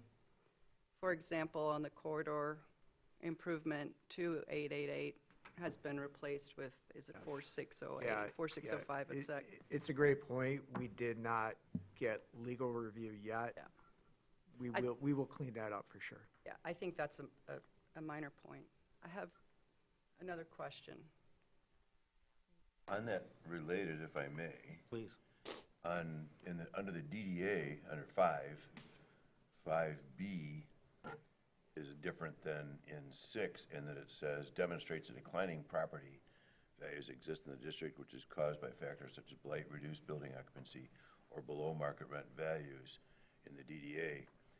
I don't know if we want to include that in the CIA side of things, because that significantly changes what 6 would be. Well, I'm not saying we don't try to combine or something, but that would drastically change the intent of the way 6 is written. I do think CIAs are required under 125.4611 to address deterioration of property values But for is it projects. limited to that? In the statute. don't know. I do believe it is. And, Well, that's- and promote economic growth. Well, that's Yeah, kind of the that's that idea, is to question. have the statute there and say, and because then we don't have to guess. And I don't recall if it's specific to CIAs or not. It is for TIF districts and DDAs. So let's, You're going to put good money toward bad is the only way you're well, going to do TIF it. 97, the reason I had TIF 97 was because every other building downtown Traverse City was vacant. That was the reason I had it. It wasn't because, hey, we need to promote more growth or build sidewalks or anything like that. Specifically, it was because, hey, we can't get anybody to come here. We got failing infrastructure, this, that, and the other thing. They do Nope. serve a purpose. You only invest in bad stocks? Sometimes you invest in good Sometimes, stocks. sometimes a penny stock makes you a billionaire. Ask Warren Buffett. Sometimes. So, with that, Coca-Cola. you know, the area in question today that has come up, East Bay, doesn't demonstrate the points in 5B, but it's so unsafe. And that, even though their property values are going up at a rate that doesn't really match what TIFs are historically used for, the safety element here is really emotionally hard on me. I don't live in East Bay. I live in Garfield Township. But when someone gets hit, it's really, really hard on me. And it happens a lot on that corridor. So I think what resonates highly with me and with this amendment that we're doing and how it relates to what East Bay is going to be asking us for is that we need to take care of the people who live in our county. My daughter's friend works at the Alexandria Inn, one of my daughter's best friends. She has to park on the other side of US 31. She has to walk across US 31 to get to work. And she's told me on many occasions how unsafe and how vulnerable she feels. So maybe East Bay doesn't fit the characteristics of 5B, but I think we really need to take care of the people who work at some of these businesses in our county who happen to work in East Bay and protect them and make safety infrastructure and improvements that'll help benefit them. And even though I live in Garfield Township, I still use that corridor a lot for recreating, for commuting. I go to East Bay and Acme on my bike.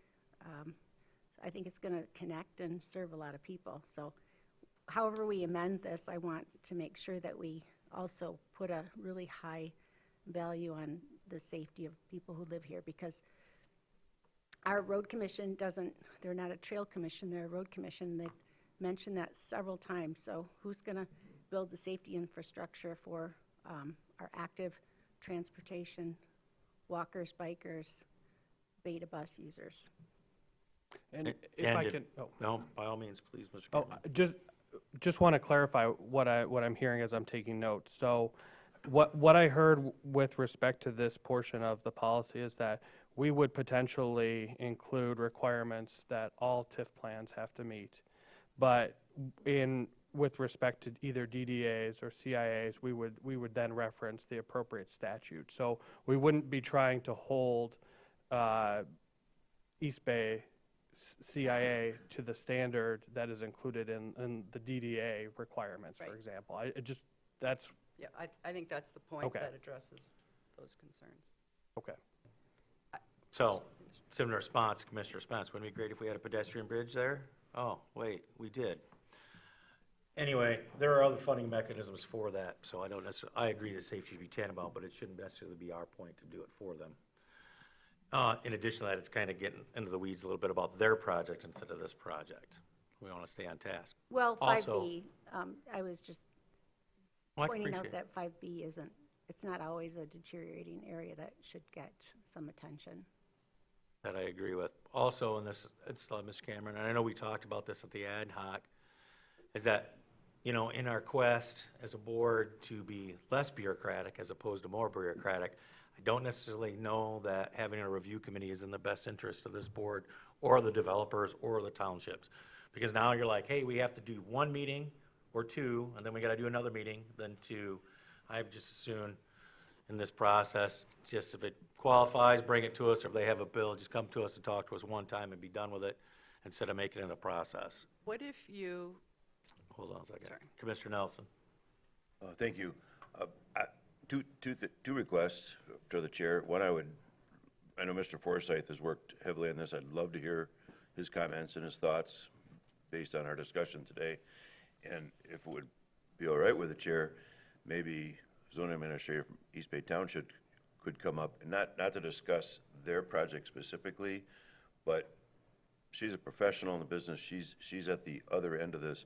If she could provide some perspective from their end on the overall, not necessarily their project, but to discuss what they see in this that would concern or she likes, whatever. So is that, I'll tell you what, seeing that we're not making any decisions today, I'll let her have an unlimited time at second public comment to talk about it. Because I'd like Mr. Cameron to get through this because we have other things to do. okay? just How suggestion? about Mr. Forsythe? Mr. Forsythe can communicate anytime he likes.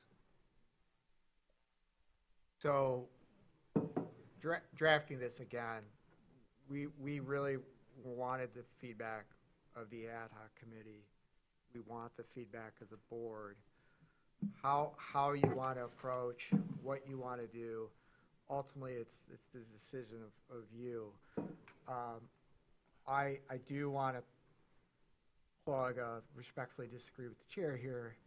The review committee would allow staff together with board members to do that thorough first look so that when it comes to the board, you're ready to act and provide next steps. That would be the purpose of the review committee, is Vetting process. that vetting process. Somebody's got to vet this. This is now an established, clear process of how we vet. I would, personally, I'd like, a lot of the comments are, I think, easy for us to do. The hard part is to go back to that section E. And do you want that changed? If you like it the way it is, we're fine with that. When you say section E, Mr. Forsythe, Yeah, let me go back. are you talking about 3, about condition of participation? Yeah. That right there. Okay, thank you. How about timeline, too? That we got the Nagani Marquette TIF as an example from Supervisor Friend, and it was a 15-year TIF. So is there a way that we could put a time range to be determined by the review board? I think that's covered in A and B, which say that the TIF is for public infrastructure for specific items of work, which are limited to a specific dollar amount. And then it says that, once you capture that amount, it ends, or it goes into speeding up if the tax captures faster than expected, it would pay off the projects faster and end faster. And that seems like a good policy to address that. I wouldn't want it to be any longer than necessary to pay for the things that it's identified as being there to pay for. I think that's the concept. I mean, I think the concept, yeah. Did that answer your question? Yeah. I would just like to go back to the board, the review committee. I'm going to support the chair's concern about having a standing committee because I think it has the potential to just add a layer. And frankly, this is a group of people. It's mostly staff, right? It's all staff and one chair, one commissioner is the chair of the commission, but then the other chair, the other commissioner, number 7 on the list, is unknown until there's a project, right? Like if it happens to be in Fife Lake that they're looking to revitalize their downtown, then that's going to be a different commissioner than, say, Peninsula Township that wants to improve Center Road. So you can't identify that person until a specific project comes along, and there's no need for this board to exist unless there's a specific project in the community. My suggestion is that we identify the community development staff person as the point, and they bring the request for a committee to the board as soon as a project is on their horizon.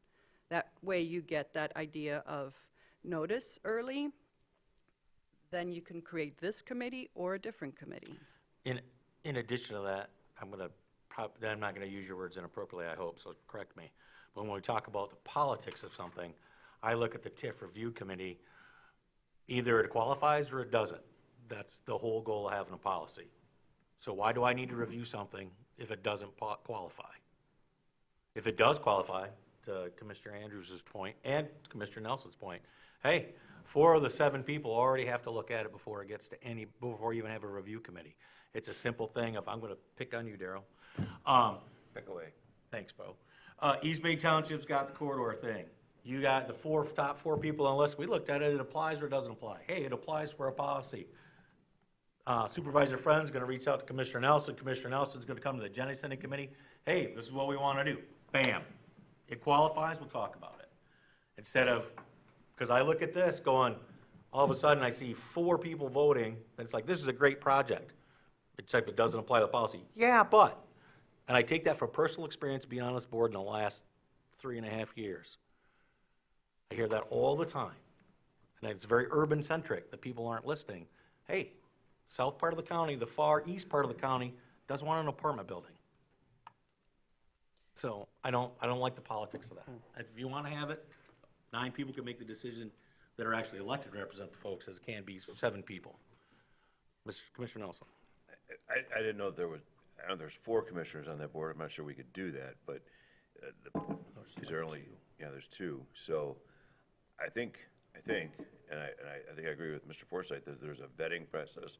So before it comes here, we've kind of gone through the dots over the I's and the T's are crossed and that type of thing. It's not, it's just coming to the board as this has been vetted, it fits, it matches, questions have been asked, kind of conversations, the applicant has had a chance to kind of clarify things as opposed to doing all that here. That's how I take that. Well, for them to even get to the review committee portion, they have to do that anyway. They have to reach out and say, does that meet the policy? Does it not meet the policy? If it meets the policy, then by all means, come talk to us. I think sometimes that's hard to determine maybe without conversation. Well, that's why we're creating one, or talking about creating a new one today, so make it very clear that it's like, hey, it doesn't apply, work your numbers and come back. Kind of like zoning, no matter how hard you try to make it clear for every example, you always have those zoning board of appeals and That's true. reason to come and What talk. we've also, in talking with some staff at Oakland County, and they do have, larger communities there, obviously, but they also have TIF plans coming from smaller, more rural communities. And generally, they have found that process is somewhat iterative in terms of going back and forth on the specifics included in the plan to meet the policy. So there may be some nuance there. The other thing is that some sort of vetting process. Perhaps it's not a committee, but that does relate to the opt-out and negotiation portion of the policy, and because there are two avenues. So the Board of Commissioners could approve a tax sharing if something has been negotiated within the 60-day window, for instance. But the other route is the opt-out provision, and then negotiations follow that resolution. So it also may help expedite the process in that way to have some groundwork already completed. I'm glad you brought up Oakland County. Were you at the land bank meeting? Yes. So what'd the gal that runs the state land bank say? Do you recall? About Oakland County's policy for TIF, that it's so convoluted and it increases times and it's very difficult to navigate and creates bureaucracy. And what is their document, like 111 pages or something like that? So I realize that square peg doesn't fit in a round hole, but that's kind of in my opinion, it's counterproductive of what we're trying to accomplish, or at least why we started this. I appreciate that Oakland County has some things that we should be following, but that may not be one of them. So I guess one way to bridge could be to say that this goes back to something we did earlier, which is we have concurrent notice and then allow this board to set that policy as early as possible, to set that review committee. Concurrent notice as soon as an application is being formed at the local level, that there's concurrent notice to the county that there is a TIF coming, parameters TBD, and then it comes and there's a specific notice requirement. Notice is enough, right? Notice is the fundamental of due process, which is kind of what we're talking about. So we get notice, and then we create a committee. We do that all the time for all kinds of stuff. We get notice at Chain of Lakes wants a special assessment district. We create a committee. We get notice and it seems to me we achieve what we want to achieve, and we decide who the right people are for that on a project by project basis, as opposed to a standing committee.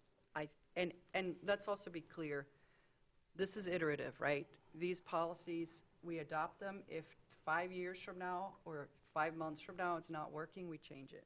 But it seems like as long as we get notice, we can achieve the things you're talking about wanting to achieve, which is understanding, fact-checking, evaluating its relative to our policies, making sure, treasurer is comfortable with assessments and all those things.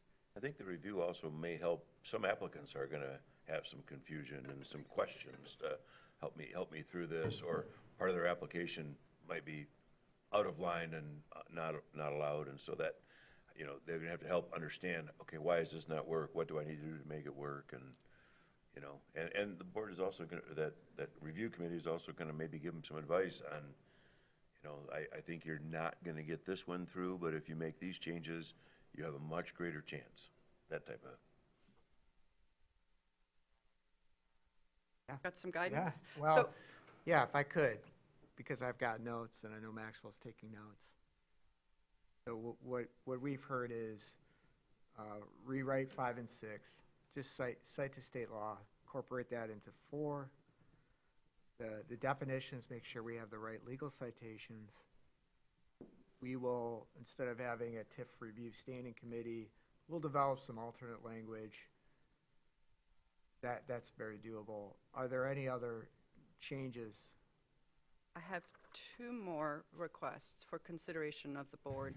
One is under the current state law for corridor improvements is that inflation can be excluded. And considering inflation is the foundation of what our revenues are based on at a county level, right? Like property tax values go up and are captured as a matter of state law, and by removing inflation from the capture, right, you are ensuring that you are only capturing growth and not just pure inflation. Right? Like if the point is growth, then let's only capture growth. So if you remove inflation, and the state law specifically specifies that, and I would be interested to see, and that just would protect the county because our costs go up at the rate of inflation, it turns out. Our spending, and our revenue assumptions at a level. So ensuring that at a minimum, inflation is excluded seems like something we should at least be ensuring the protection of the tax base for the residents.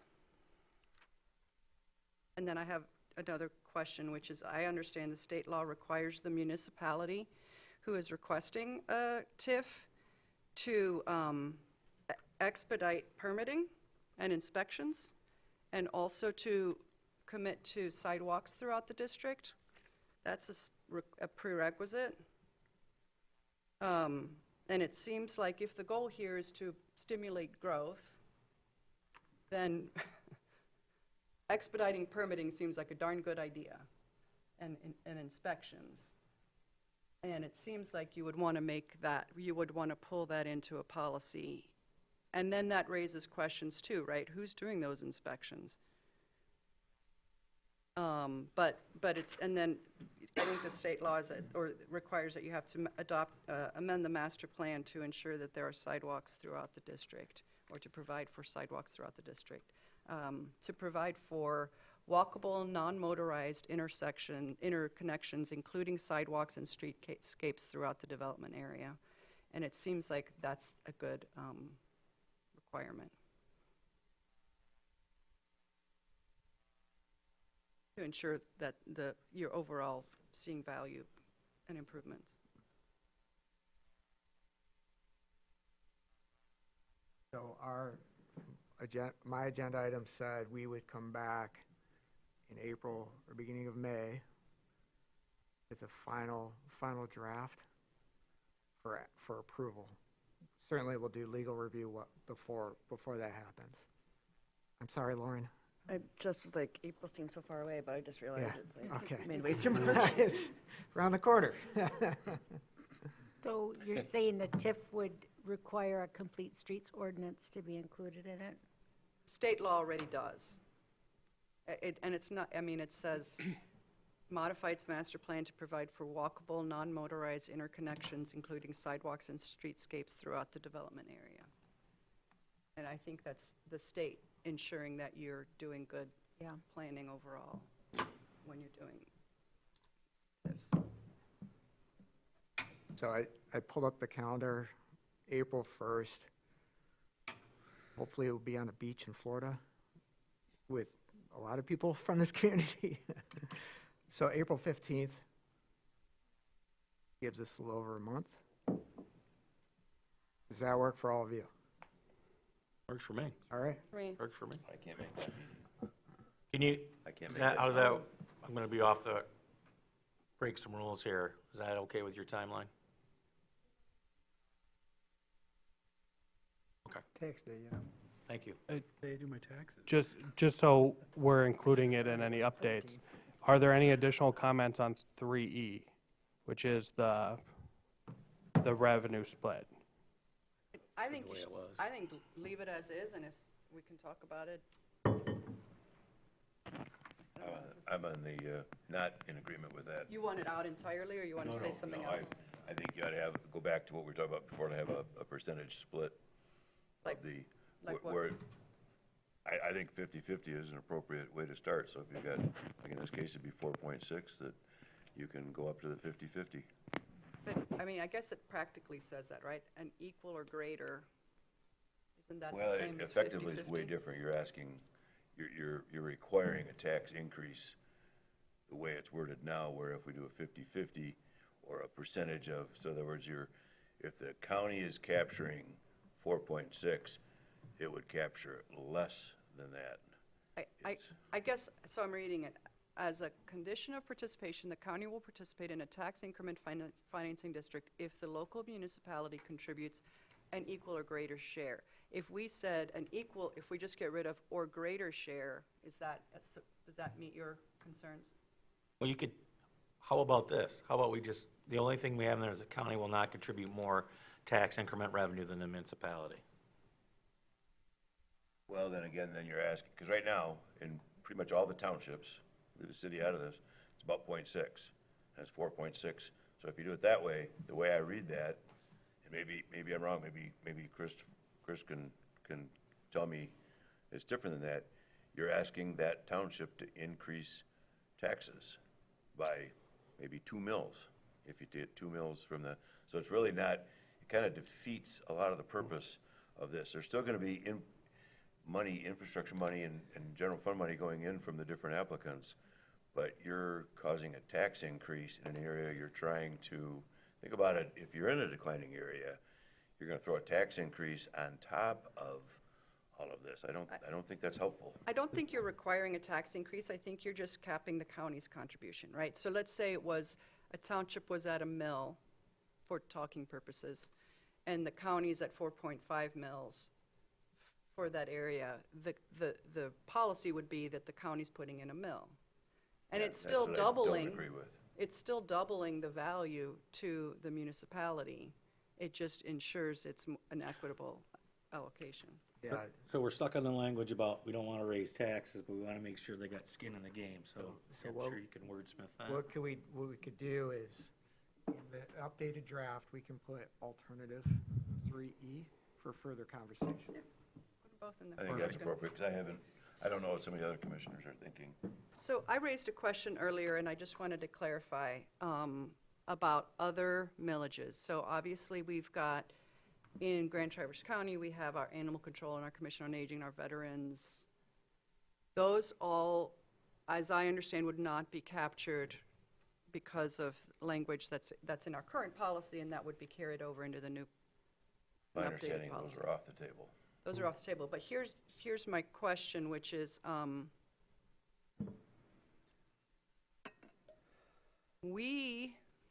maybe this is a lawyer question, we don't get the right now to tell the road commission, looking at its chair, how to spend its dollars, right? We approve putting it on the ballot. Our role is vis-a-vis the road millage is putting it on the ballot. Let's say, for conversation purposes, we decide to opt out of a particular TIF. Let's say Fife Lake comes up with a TIF, and for whatever reason, we opt out. How does our opt-out apply to the road commission? Because as I understand it, under state law, each governing board, I think that's the language in the statute, the governing board of the tax has to make the decision to opt out. I don't think we, as a county commission, can opt out on behalf of the road commission, can we? But we're not the governing board of the road commission.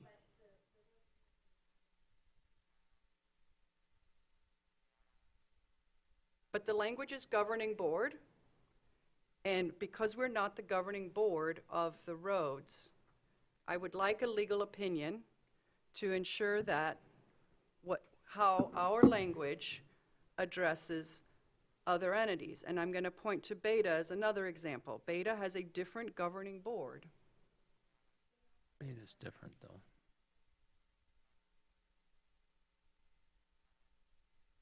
Beth, can you come up to we're getting recorded, and I don't think they're catching anything you're saying. Road commission is not, it's Okay, I just want to all the make sure. time. an illegitimate child of the county. So if I could, Sorry, Alan.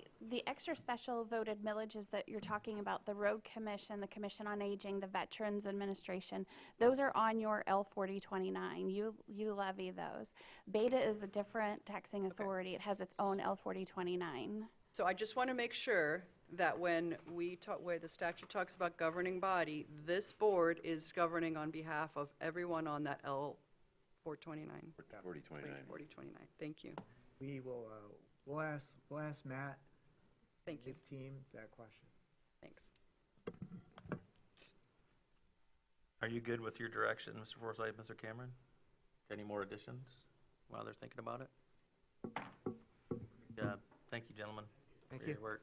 I know we're difficult to deal with. Well, just Commissioner Henschel, the rest of us are angels. Well, let's move right along to funding options of 5C. Mr. Alger, I think that's you and Mr. Bott? Yes, sir. Sneak and get a cup of coffee.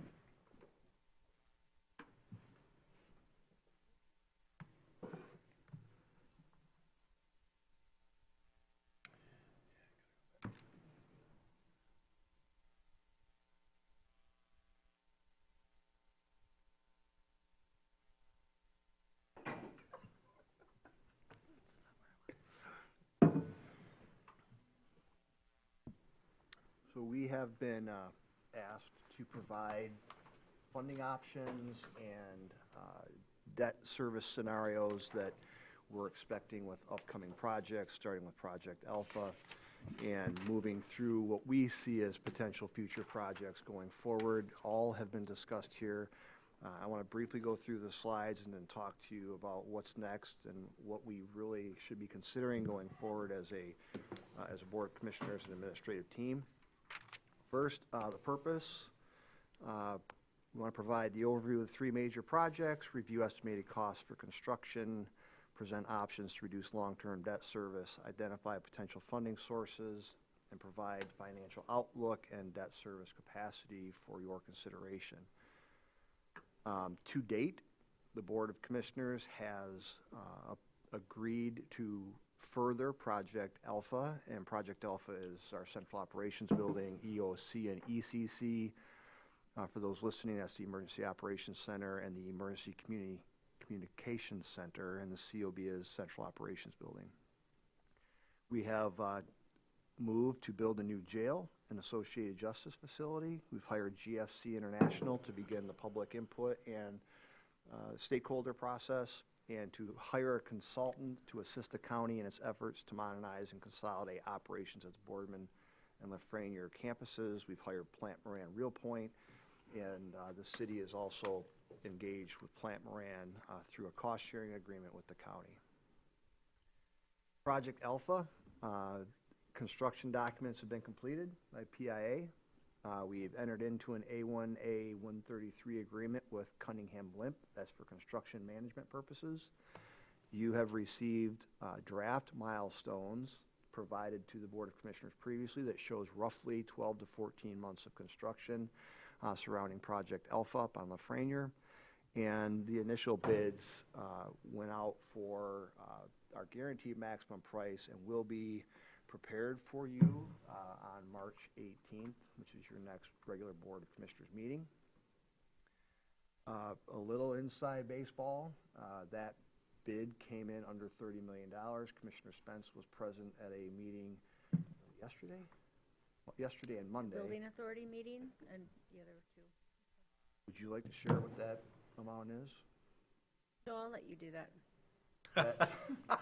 That amount came just under $27.8 million inclusive, and you will see that again on March 18th. He rounded up.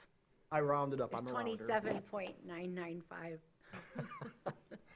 27.750, I think. Oh. 795. Yeah, but I rounded up. So right now, we did have the Building Authority review it, we had Civil Council review it. We are still waiting on the Spicer Group to review that number and provide comment as well, and we hope to get that soon.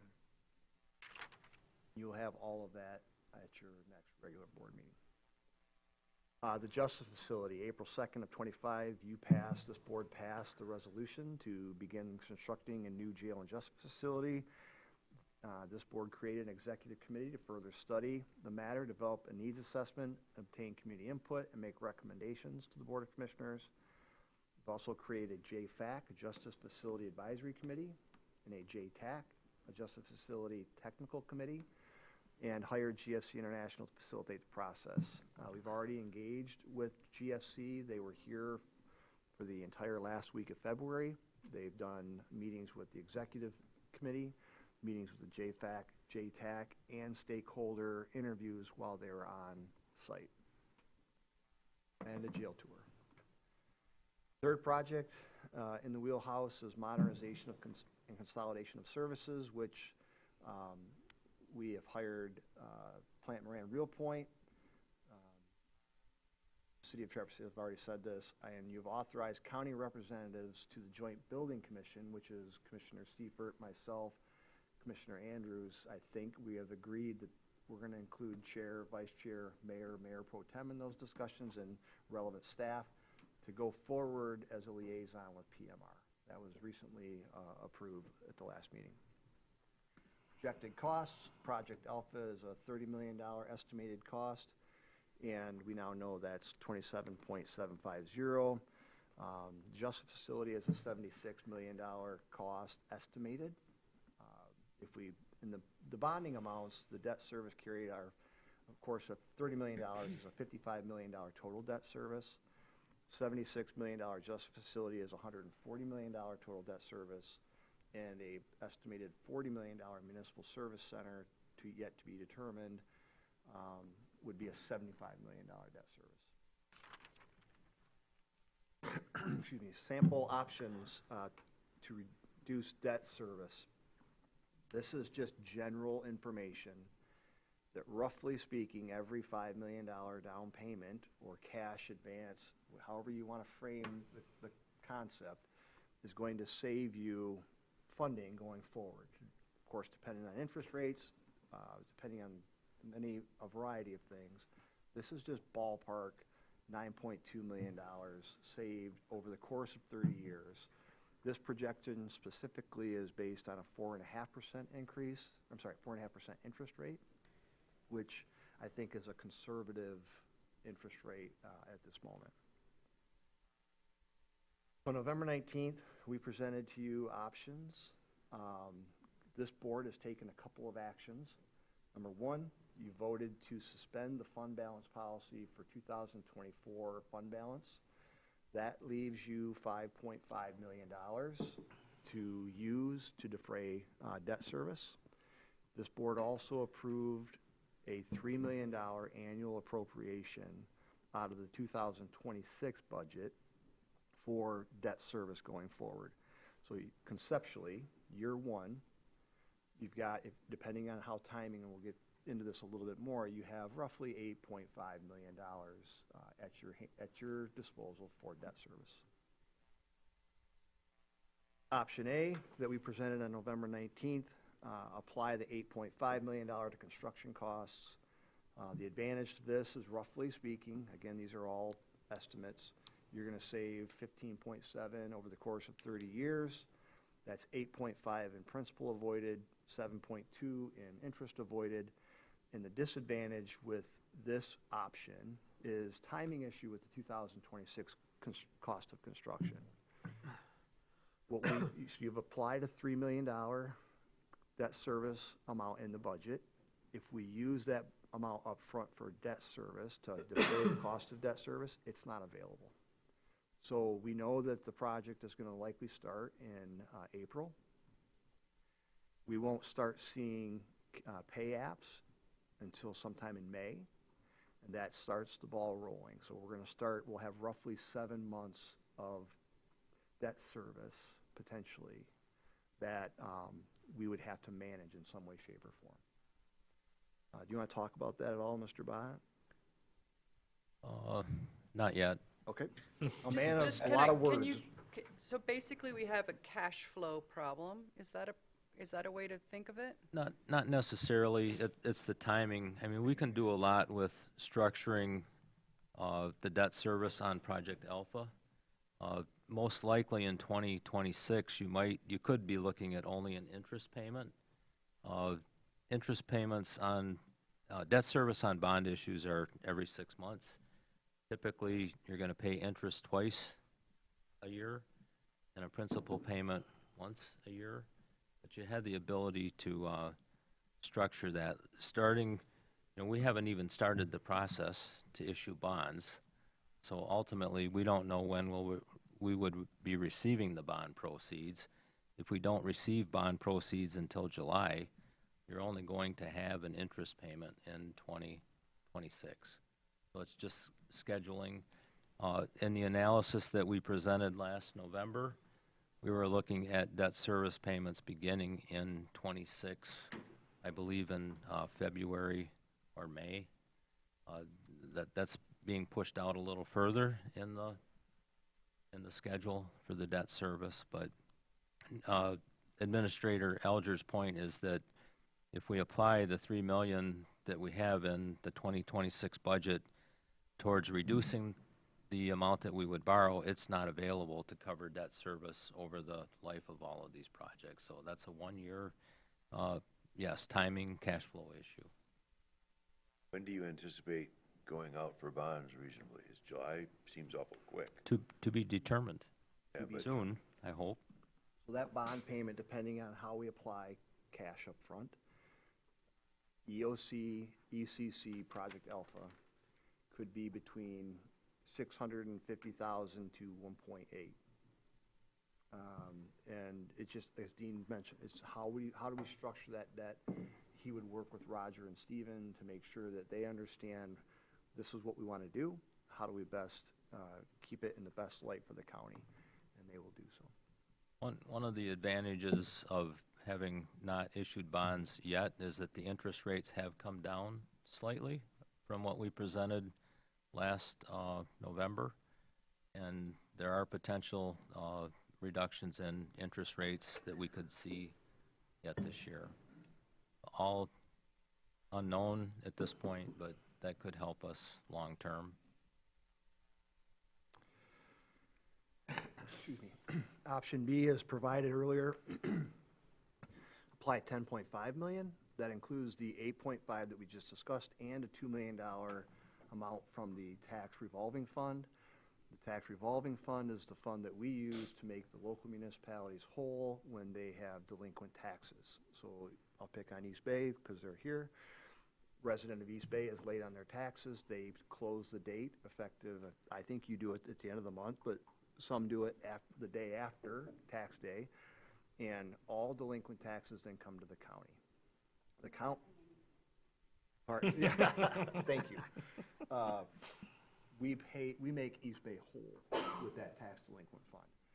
Our position administratively is there's more cushion in that tax delinquent fund than we actually need on an annual basis for debt for this repayment. So we would feel pretty comfortable with a $2 million use of tax revolving fund dollars. Again, the advantage is you save on principal and interest and the timing interest of 2026 construction, and there may be some possible stress on the tax revolving fund that I don't anticipate. Building through the scenarios, apply $11.8 million to the construction. This would add $1.25 million from the budget stabilization fund. That fund was created a few years ago in the anticipation that at some point in time we're going to have stress and we may see the need to apply funds that we didn't have in the budget, the general fund budget. We could use $1.25 million. We just this morning received a $2.9 million check for the sale of PACE. So conceptually we could use those dollars, $1.25 million, and replenish that budget stabilization fund once the PACE settlement kind of trickles out. Advantage, again, savings and some minor issues with the tax revolving fund. And lastly, is kind of an all-in, all the things that we've talked about in the use of fund balance with the COA and the 911 fund. We have talked to both, the dispatch director and the COA director, and they know that that's a possibility. I'm not going to say that they're really excited about it, but again, this is a decision by this board, knowing that this is a big swing and that we are going to be in this for a lot of years. So those are. Any questions about option D? I do have go ahead, Commissioner Nelson. The $700,000 marijuana dollars was not included until this option D. Yep. Is there a reason you didn't include it in the others, or? Yes. So you're probably familiar with, administratively, we supported using marijuana tax dollars for this purpose, but I'm aware that this board has made different decisions. This board has dedicated those funds to an alternative use, and I'm sensitive to that.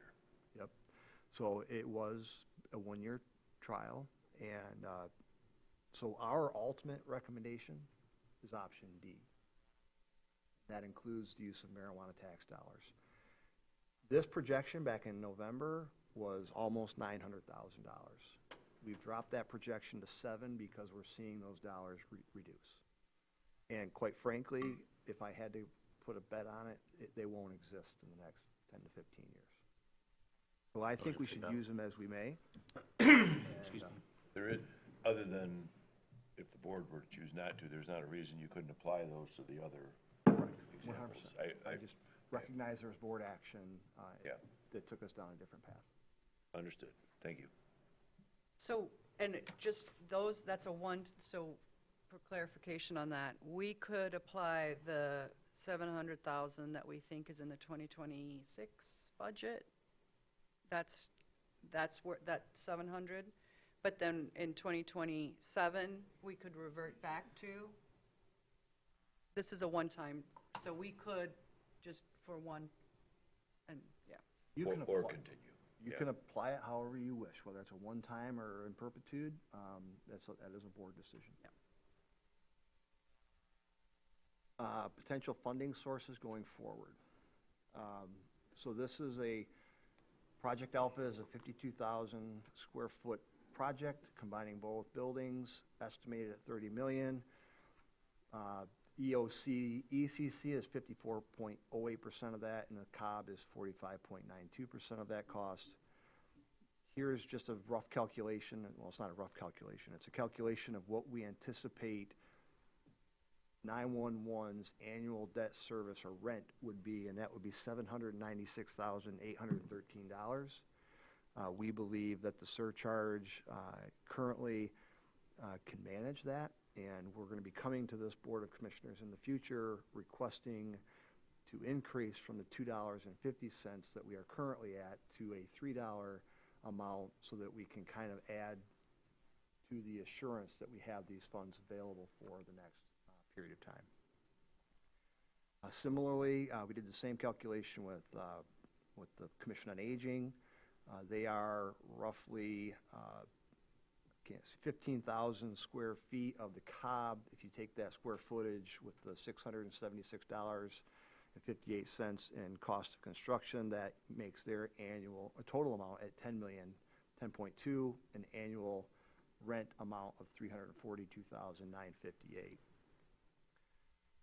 That is more than what we expected, quite frankly, for the Commission on Aging. And but again, I think that with management of budgets, management of the millages, we can manage that for the next period of time.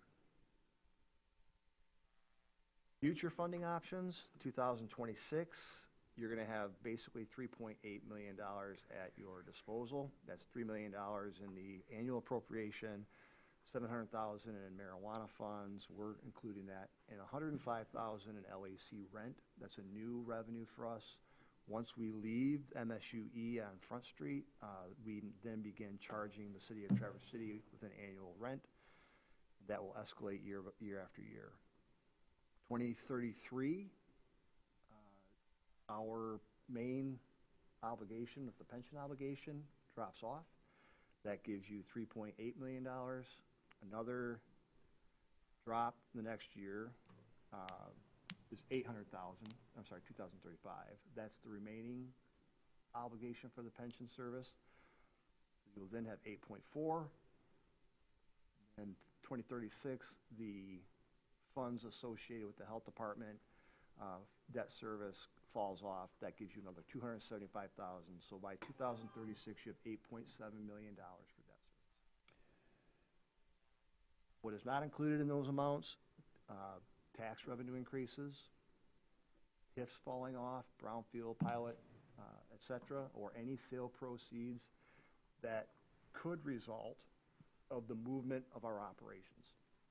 As an example, we could sell the LEC. We could, there are many options that are at our fingertips for future purposes. We don't have a complete understanding what's going to happen with this campus. We don't have a complete understanding what's going to happen with our buildings once we start shuffling people around. Financial outlook and debt service. Stephen Burke from MFCI gave you some projections back in November, October-ish. He took what we provided to him for future opportunities for funding. He rolled that into 3 scenarios, scenario A, B, and C. And what I'd like to point out in the baseline, every one of his projections uses this key finding. The annual surplus is positive in early years, but we are going to see a deficit. And that deficit is basically 2 to 3 years, sometime in the 2030 timeframe that we're going to be short. It's in every scenario, with the exception of scenario C. But it's much more manageable in scenario C. And what I mean by that is if you look at all the way to the right, revenues versus debt service, the middle column, you'll see the cumulative net balance. And that goes negative pretty quickly under scenario A. Scenario B is a little more favorable. And then scenario C, in our opinion, is the most favorable. Scenario C, back up to what that is this amount of funding. We are obviously understated in this calculation but this is what Stephen had, and Stephen's reviewing this currently, and he's going to give us another, an updated version. We understated the 911 surcharge and the COA debt, or the annual rent in this position. Everything else is basically static with the exception of cannabis dollars.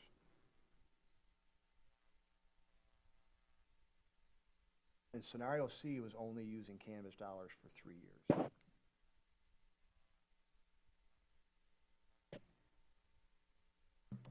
So items for March 18th. We need to determine how much, if any, cash are we going to apply to reduce long-term debt service, where those funds are going to come from. We need to approve the issuance of a notice of bond. That gives us a 45-day referendum period. And you're going to see an agenda item on the 18th to move forward with construction on Project Alpha.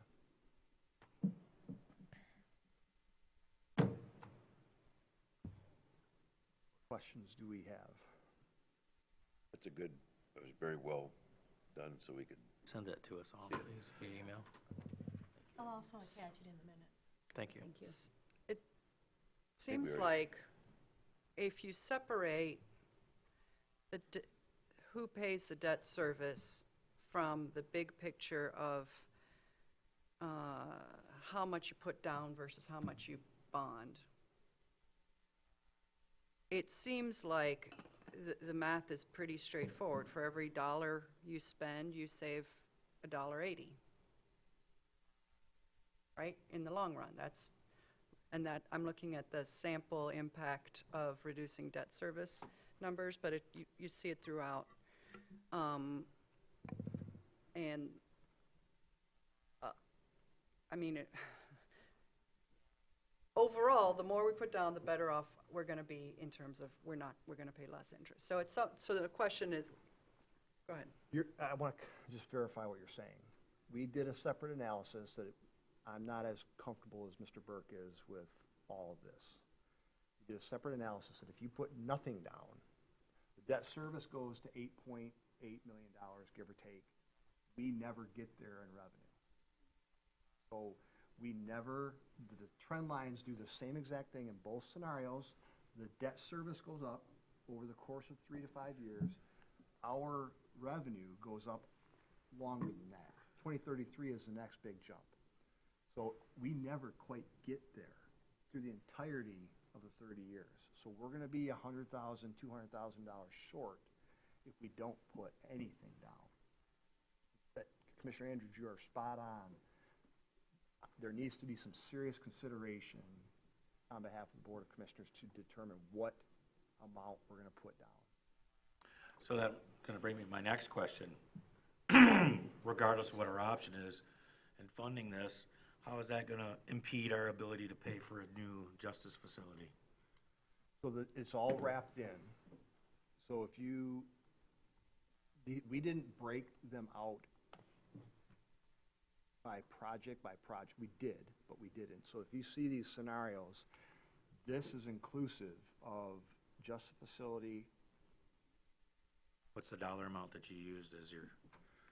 76 million for a jail justice facility, and the total amount on that is 138 million. Okay. For our initial projection, we estimated a $14 million debt service cost associated with Project Alpha. That would be a total of 26 debt service. And then if you add to it the municipal services complex at 40 million, that's a total debt service of 73. All three of those projects together in that scenario, in those scenarios, that's 200. And so our debt service per year for that is $8.8 million? It rises as you get through it. It starts at 873,000 for EOC, 4.6 once you include additional 2.4 complex for a total of 7.9. That's your total debt service. So we do, please correct me if I'm interpreting this wrong. So there is a little bit of wiggle room with what we can afford and what we think their costs are going to be projected this time. I know it all goes up, except you heard the road commission say its costs have went down.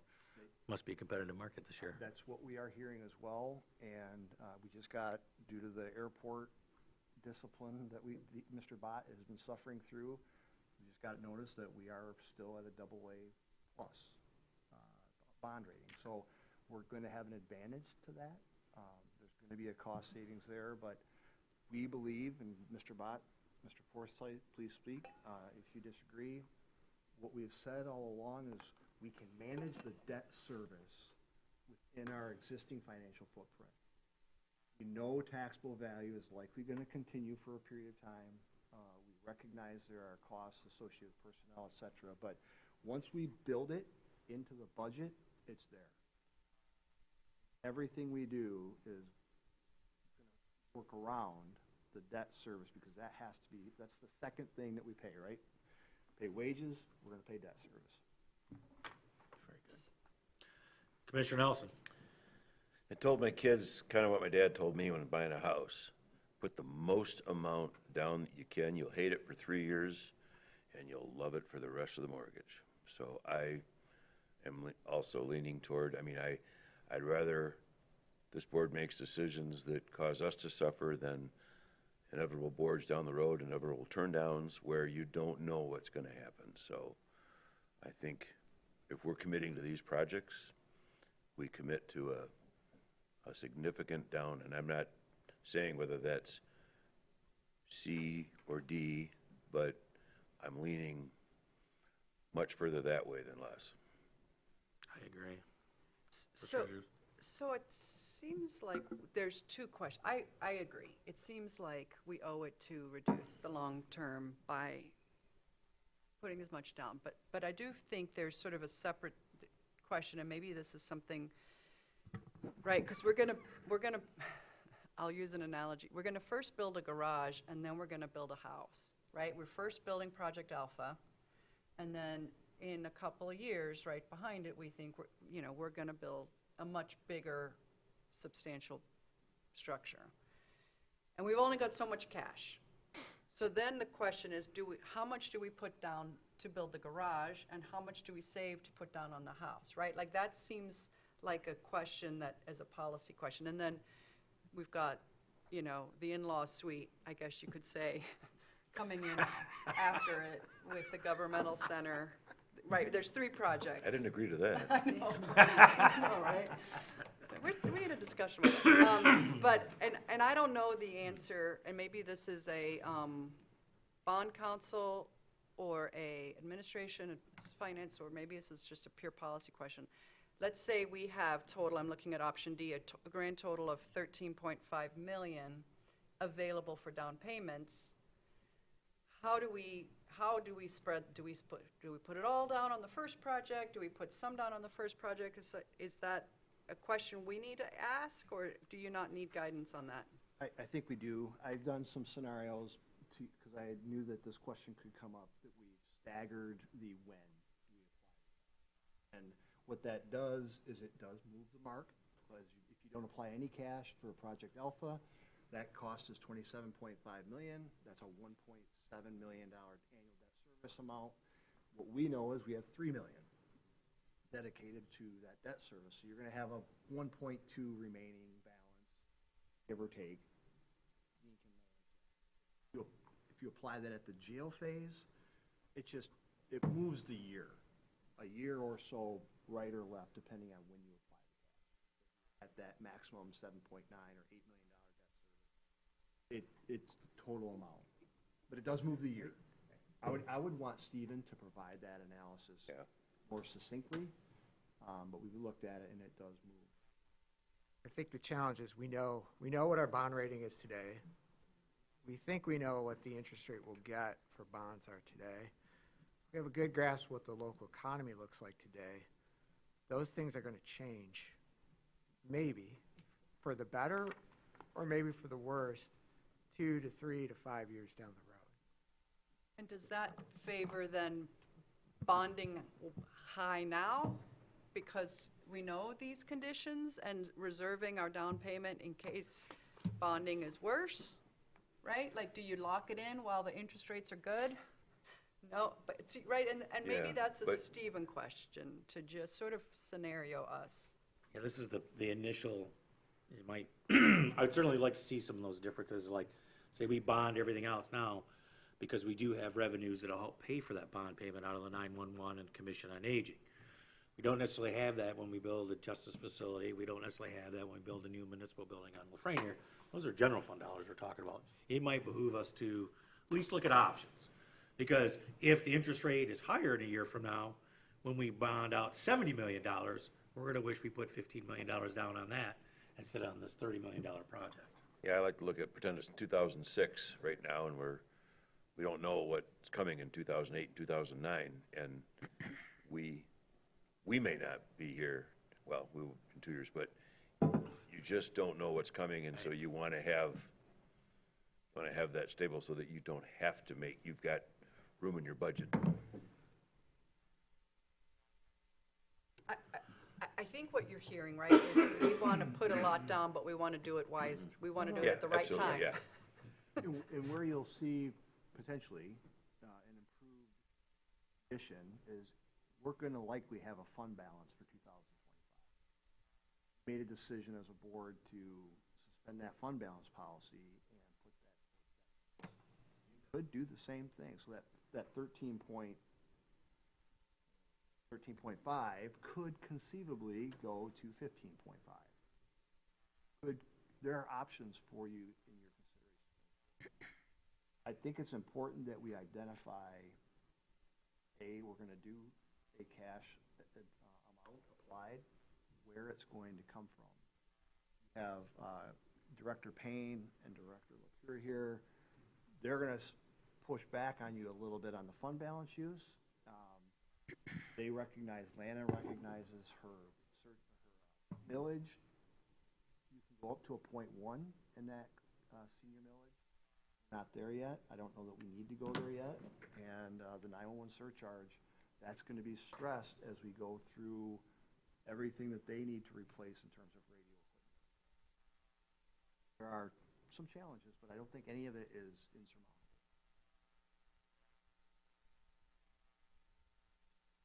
We're looking to Mr. Burke to give us that final, Yeah. Well, what we What have Mr. scenario- Burke doing now is looking what it looks like if we bond 30 million for Project Alpha, what that does to the scenario, the different scenarios with the revenue sources that we've identified. We have not received that yet, so we know what it looks like based on what he presented last fall, putting basically, 13 million down. We asked him last Friday to redo the analysis if we bonded all 30 million on Project Alpha. And Project Alpha may not be quite 30 million, but we have some upfront costs that we may roll into the bond proceeds, and we've got the furnishing and furniture and equipment costs that need to be considered for that project as well. So that's why we kind of landed on 30 million with Alpha, an all-in cost. We don't have that analysis back yet. We're going to have putting basically 13 million down versus bonding all 30 million for Alpha. We'll have two things to compare. So we're planting a seed on which option we're going to determine and decide on at our next BOC meeting? Sorry, I forgot already when. There are some decisions that we feel important that should be made. And then if I could, because Administrator Alger mentioned that next week you'll probably see that notice of intent to issue bonds. Even if we go out and set that at 30 million, that doesn't mean that you're going to borrow 30 million. You've got 45 days to make the decision regarding the amount that you're going to borrow.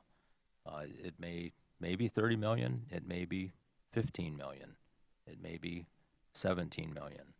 But you want to set that up to and not to exceed so that you have the maximum flexibility regarding what ultimately you will borrow. And there's rules about how we use those bond proceeds. Once you have bond proceeds, you have to use the bond proceeds first. So if we held cash back, as an example, intending to use cash throughout the process, we can't necessarily do that because of arbitrage concerns. So when we apply the cash is important, and the decision, ultimately the decision is going to be made. If you do approve the notice of intent on the 18th, you've got 45 days to determine when you're going to apply the cash. Is it too late in the day to split the baby and Steve's projections? Say we put 7 million upfront down and we bond out 23 million? You can ask him to do any projection that you would like. I mean, I just think just to give us perspective. I mean, I think that I don't know, but I mean, I am concerned about what bonding next year looks like and the year after that, we always hope for the best, but to prepare for the worst is where we should be at in this. The other complicating thing with Alpha, and this just popped in my brain, was if we're going to apply for the Inflation Reduction Act direct spend, so that's the 30% rebate for the solar, the geothermal, and other green infrastructure. We can't use tax exempt bonds to finance that. So we're going to have to pay cash for those parts if we want to get the direct pay. And how much is that? I know the number. I don't have it in front of me though. It's not a big number, but So any money we put down, it needs to include those things so we can get a rebate. yeah. It's good to know. Thank you. We ran a lot of scenarios, and now I wish I would have shown a couple of them to show you when that $13 million hits, just to kind of show you how that shifts a year to the right or the left, depending on if you hold it for the Justice Facility, if you put it on Project Alpha. But in the event that we held for the Justice Facility, using option D, 2026, we have the same challenge that we had with the budget pinch for the $3 million amount. So we could conceptually be on the hook for a $1.8 million debt service amount for 2026 that we would have to address for Project Alpha. Hoping that we have construction in 2028 with the jail, you apply that 13.5 then, and then the numbers change. That debt service then goes up to 5.7 million. So you've got to manage that going forward. So Stephen can be asked any number of questions. I just want to be fair to him that he has time to get you what you want to see. Any suggestions, anybody? So it seems like Requests? we're trying to see the future, right? And read the tea leaves and all those things. Maybe one scenario is we've got 13.5 million in cash. We're building a garage and a house. Do we want to put, say, a third on the first project and save 2/3 for the bigger project? Because that's about the ratio, right? Like if you look at cost, one is about 30 and one's about, let's call it 65, 70, whatever. So maybe you proportionally put down a similar amount relative to the amount you're bonding. So you put down 5 for the first and save 10 for the second two. And the number's not quite math, but you sort of put down relative to the amount that the project is, knowing that you've got one that's about half the price of the other one. So you know what I mean? Does that math track? And maybe that's just a scenario for Roger or Stephen, like, let's say we're assuming these prices and we put proportionally the same amount down, there's an equation you could figure out how exactly much, and then what does that do so that we're treating all of our children the same relatively, like the amount we put down relative to the amount we bond. Does that track with why you wanted to hold that $3 million for debt service in originally when we first started talking about this topic? That No. was recommended. Well, the intent with the 3 million in the budget for debt service, it was to establish the fiscal discipline to know that we had debt service that we needed to cover, and that was the number that we had agreed on. Perhaps in the 2027 budget, that number becomes 3.5 or 4 million to help us manage the debt service over time. So it's in the budget. It's easier to have something in the budget, and it's easier to build that amount into the subsequent year budget when it's in your current year budget. And I've said before that once you have those bond payments, you are committed. That will be budgeted. That payment, those payments will be made. I guarantee you. You will do without something else if things get tight. You'll have to balance your budget or cut something somewhere if you can't make your debt service payments.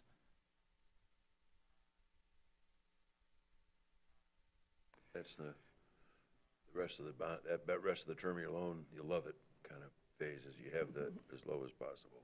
Well, I guess going- I'd like to your, I'm sorry, to your comment about splitting between projects, I guess I'd like to see how that affects the numbers.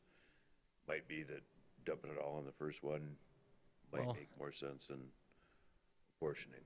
I don't know, I can't answer Just to that. be clear, I did ask Mr. Burke to give us the analysis based on bonding all of Project Alpha. In fairness to him, some of that analysis may need to be done while we're living through that 45-day referendum period. He's not going to be able to turn this around by next Wednesday. That's fair. You know, if we do 5 million on each project, that's simply not going to have that for you next week. I don't know what other work or projects he's working on, and just want you to know we probably can't turn that around that quick. I also sent to you a spreadsheet that Mr. Bott has created showing current 2024 fund balance amounts for the funds that we have. And in the far right column, and recommendations for use of fund balance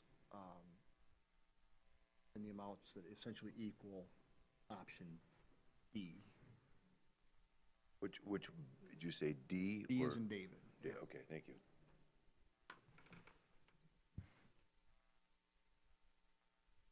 That giving everyone a zero-sum balance to start with, we're just clearing them all out?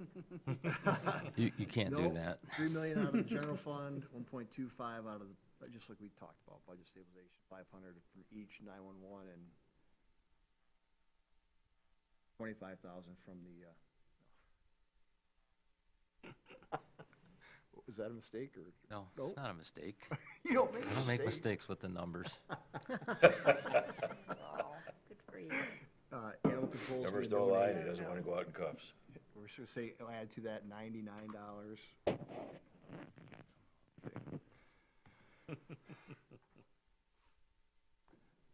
I'm not perfect, but I don't make too many mistakes with the numbers. Thought you made a mistake one time, but you were mistaken. Any other questions about? I think we've got a clear view of what you're expecting. I think that if we can move to a 45-day referendum vote on the 18th, that would be great. It is recommendation of council that we go to the full amount, up to 30 million, knowing now that we don't need that. We still would like to have that flexibility to bond up to, for the sake of ease, if nothing else. And this board would then have a month and a half to really refine what you want to see being applied. Don't we know there's that now we're going to have a firm price, let's call it 28 million for, we just got that yesterday for Project Alpha. shouldn't the bond say up to 28 million? Because that's what the project's going to cost. Assuming we put 0 down, we think that's the project amount. It would leave you little cushion. There are, yes, the guaranteed maximum price is, at this moment in time, 27.8. But there are potential change orders. There are those will all be subject to increasing that GMP. We still don't have a complete hand around FF&E. We're closer, but we're still not quite there. So I don't anticipate bonding up to 30 million. I think we would bond much less than that, or not. Maybe we would choose to apply that cash in future years. We would bond the full 27. And if I may, we've incurred costs to date. Partners in Architecture, that contract alone is over $1 million. And you've got other consultants that we've used. Right now, you're paying for those costs, and we can be reimbursed for those costs through the bond issue. Which is somewhat appropriate for the way that cost is for the. I mean, that cost is 1.2, 1.3 million in total, when you look at all of those upfront costs. So we shouldn't mislead the community to think this is a $27.9 million project. Correct. It's not. Build cost. There you go. Any We've more? added some items, though. FF&E, the billing the space was brought up, and as a result, the 911 consoles and some other things that may have been additional or needed to fill up the building are now part of that price tag, which I think is good. I think we're being thoughtful and taking everything that we can consider into consideration. So that GMP does include things that the board selected to include: solar panels, underwater retention, wells, geothermal. So it has a very good representation of what this board has decided they would like to see with Project Alpha.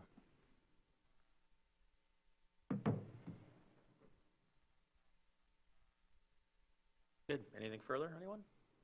Nice. All right. Nice, well done. Thank you. We're gonna go to second public comment. If you would like to take over, you can. Oh, no. I appreciate it. I will have Claire follow up with her expertise. I did want to get to a couple touch points of your discussion. Please introduce yourself again. Oh, sure. Beth Friend, Supervisor, East Bay Township. But I do want to thank you for the topic and the meaningful discussion. My comments may be a little scattered, as my notes, as you can tell, are a little scattered. But first things, we really wholeheartedly want to see the county put in place a policy that works well for the county and for not only East Bay Township, but other local units of government too, as this may be a tool that benefits them in the future. I think someone mentioned leaving politics out of it, like does something qualify or does it not? And that's why we are so vested in having input in this policy, because we bring the perspective of the local community, and you bring the perspective of the county. And we really want to see you utilize your staff and your policies to make those good decisions. As far as you had mentioned involvement with the Corridor Improvement Authority and the TIF, I think that there's a lot of room for that. I know the process that we've had so far, we have included the county in the entire beach district analysis and research with your staff.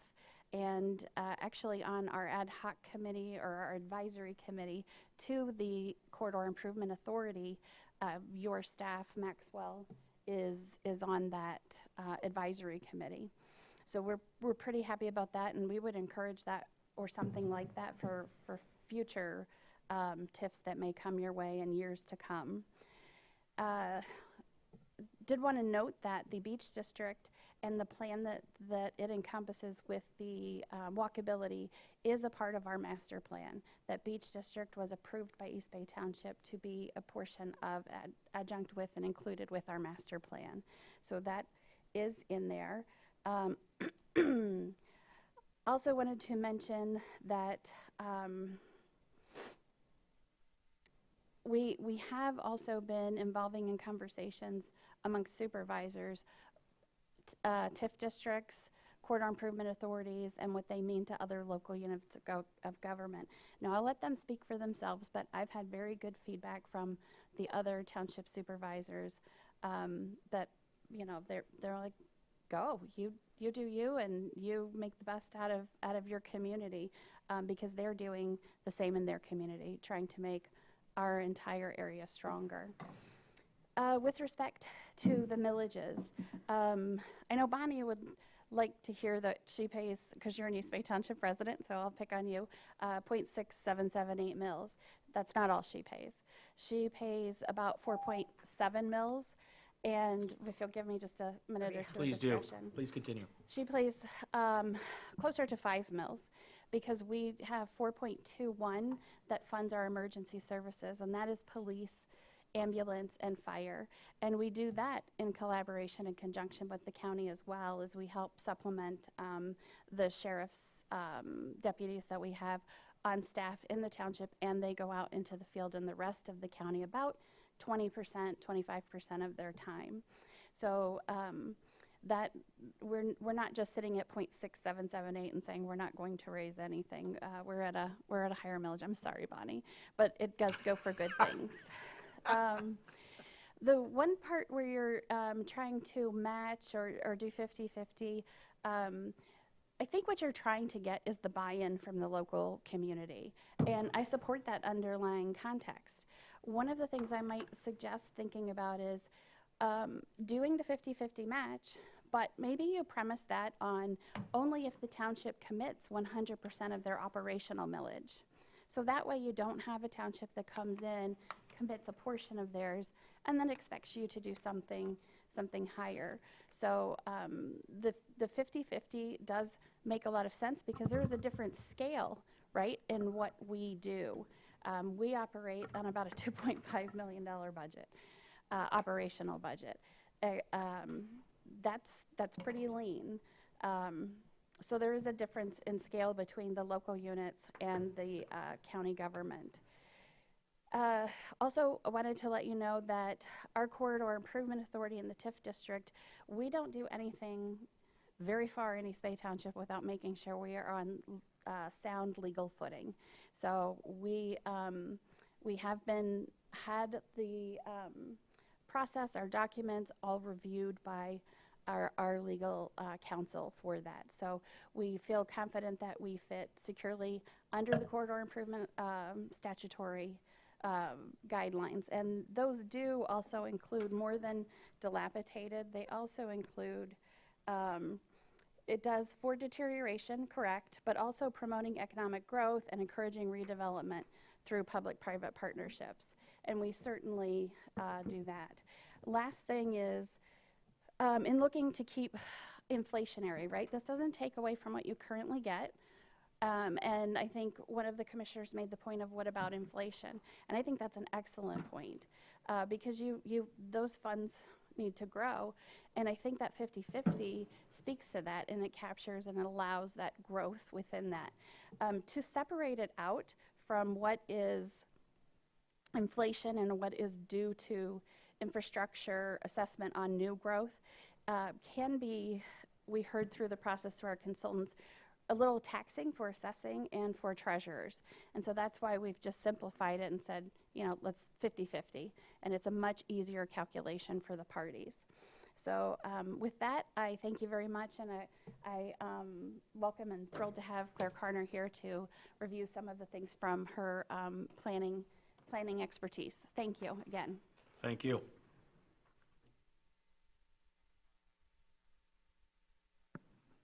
Good morning. Chairman? I'm just not going to put the thing on. 'Cause No, great. yes. It's Okay, appropriate. Thank you. thanks. Good morning. Claire Carner, I'm the Director of Planning and Zoning with East Bay Township, and really appreciated your discussion this morning. I'd say it's been a big learning curve for us at the township as well. We've never set up a corridor improvement authority. We've never set up the TIF, so it's been a good learning process for us to go through. I think one challenge that is pervasive throughout all of Grand Traverse, much of Grand Traverse County, is just the fact that many of these commercial corridors have developed without public infrastructure investment. And I think that's a huge challenge. That's what we at East Bay Township are trying to address with some of the safety improvements that we're looking at. But you'll see that's pervasive throughout Grand Traverse County. This is for various reasons. Partly, townships don't manage the roads. We don't have the right of way. That's the road commission. That's MDOT.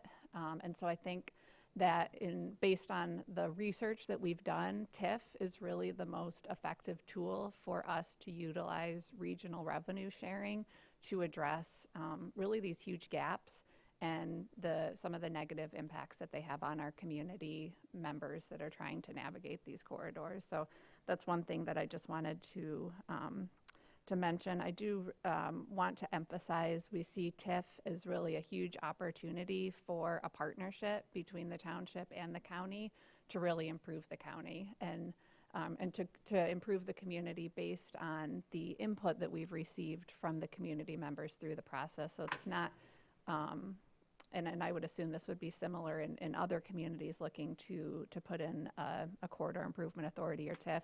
It's based on the public input that we've heard over the course of years of planning for this. I wanted to speak a little bit to the deterioration that's in the Public Act 57 of 2018. I don't think it's just the reduction in property values. I think it's also the deterioration in public infrastructure, and we see that along the corridor.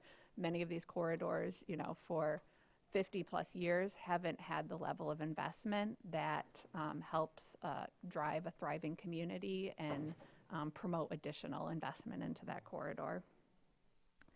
I also wanted to emphasize just the fact that in communities across the state, we've seen that TIF really not only increases property values within the district, but also the surrounding district, like the properties surrounding the district. So the county will see increase in revenue right away. You don't have to wait 20 years because we're going to see an increase in taxable revenue in the area surrounding the district. I'd say specifically in East Bay Township, we have the surrounding properties are zoned for workforce housing. They're zoned for that missing middle. We see that they're ripe for development, and the residents that are looking to move to the community and build homes near the corridor are looking for those amenities, walkable, bikeable, kind of the area, kind of what makes a place that people want to live. So those were just a few comments that I have. Again, appreciated the conversation and appreciate you guys taking a look at this policy. I know that you're being responsive to East Bay Township's process, so we appreciate that, and also looking forward to the opportunity to present the Beach District project in a little bit more detail at a future meeting. So thank you. Thank you. Anybody else like to speak? Please come to the podium. Fred Bimber, 1223 Randolph Street, city and county resident. Tax increment financing is bad tax policy. I'm glad to see that the county is putting together a procedure or a policy to deal with it. I would suggest to you that you can't just stop at the policy. Under the statutes that are going to be governing the process of forming district or corridor TIFs, the each tax authority, I believe, is still going to have to opt out if you want not to be included. If the Commission on Aging or Veterans or the County Road Commission don't want to be included in the TIF, I believe they're still going to have to opt out. The library locally has for many years had a policy that the library board of the library would opt out of any TIF that was proposed unless they decided to opt in. And what they did for years was opt out every time it came along. That was their standing policy. The Library Association lobbied in Lansing and got special legislation such that now they are out of all TIFs with no need to opt out unless they decide to opt in. But you don't have that legislation, at least not yet. Now, in terms of some of the features in your policy, I think you should work to the extent you can so that East Bay Township modifies its plan so that it expressly says this will not apply to Commission on Aging, veterans, animal control, whatever. They will not be captured, and that's written into the policy. But unless it is, or unless those entities opt out, they're going to have their revenues captured. As far as some of the features you've mentioned here, I think it would be a good idea to make it your policy. You will match dollar for dollar what the local entity wants to put in, but you're not going to go more than that. You're not going to be a sugar daddy. There are several things wrong with TIFs. One of them is how the formulas work. They capture inflation so that the amount of county tax revenue, for example, that is not captured stays constant. As inflation progresses year over year, the real value of that revenue to the county goes down. So at the end of a TIF plan, you have less real purchasing power with your tax revenue than you have if the TIF had never existed. Taxable values on property include, may I, Chairman? Please finish, absolutely, please Okay, finish. I'll need a few more minutes. Taxable value on property increases for only 3 reasons. Inflation, which is statutorily mandated, that works like compound interest over time, and it's huge. Look to TIF 97, the biggest TIF we've got in the county. About $40 million or more of the deemed increase, the captured taxable value, is purely due to inflation. You should have in your policy opt out of the inflationary increase. The second thing that, and of course inflation has nothing to do with whatever happens in the TIF. It depends on national economic conditions. The second thing that can increase taxable values is uncapping. When a property changes hands, its taxable value will normally increase. That is due to the circumstances of the property owner. Somebody retires, they sell their business, property uncaps. That's got nothing to do with the TIF. And the third thing is new construction. Some of the new construction has something to do with the TIF or the DDA, some of it doesn't. But we can see right there that inflation and uncapping, which are 2 of the big factors. I mean, I can point you to a property in Traverse City that sold within the last couple of years, $1.3 million added to taxable value. And I know that was purely due to the circumstances of the owners. They'd reached retirement age, it was time to sell. Also, tax increment financing is bad tax policy for a couple of other reasons. One is it increases property tax rates in the area. Traverse City is a high tax jurisdiction. Our property tax rates are 10 mils or more higher than all the surrounding townships. 2.6 mils of that is directly due to the TIFs that we've accumulated in the city, both district TIFs and brownfield TIFs. 2.6 mils. And if any of you don't believe me, let's sit down for coffee. I'll show you the documentation, and you'll recognize that it is. Our property taxes are higher in Traverse City. 1/4 of the reason why is due to all the TIFs we've accumulated. It's going to be true in East Bay Township. though to a lesser extent, because you're currently a low-tax jurisdiction. And let's also face up to one thing.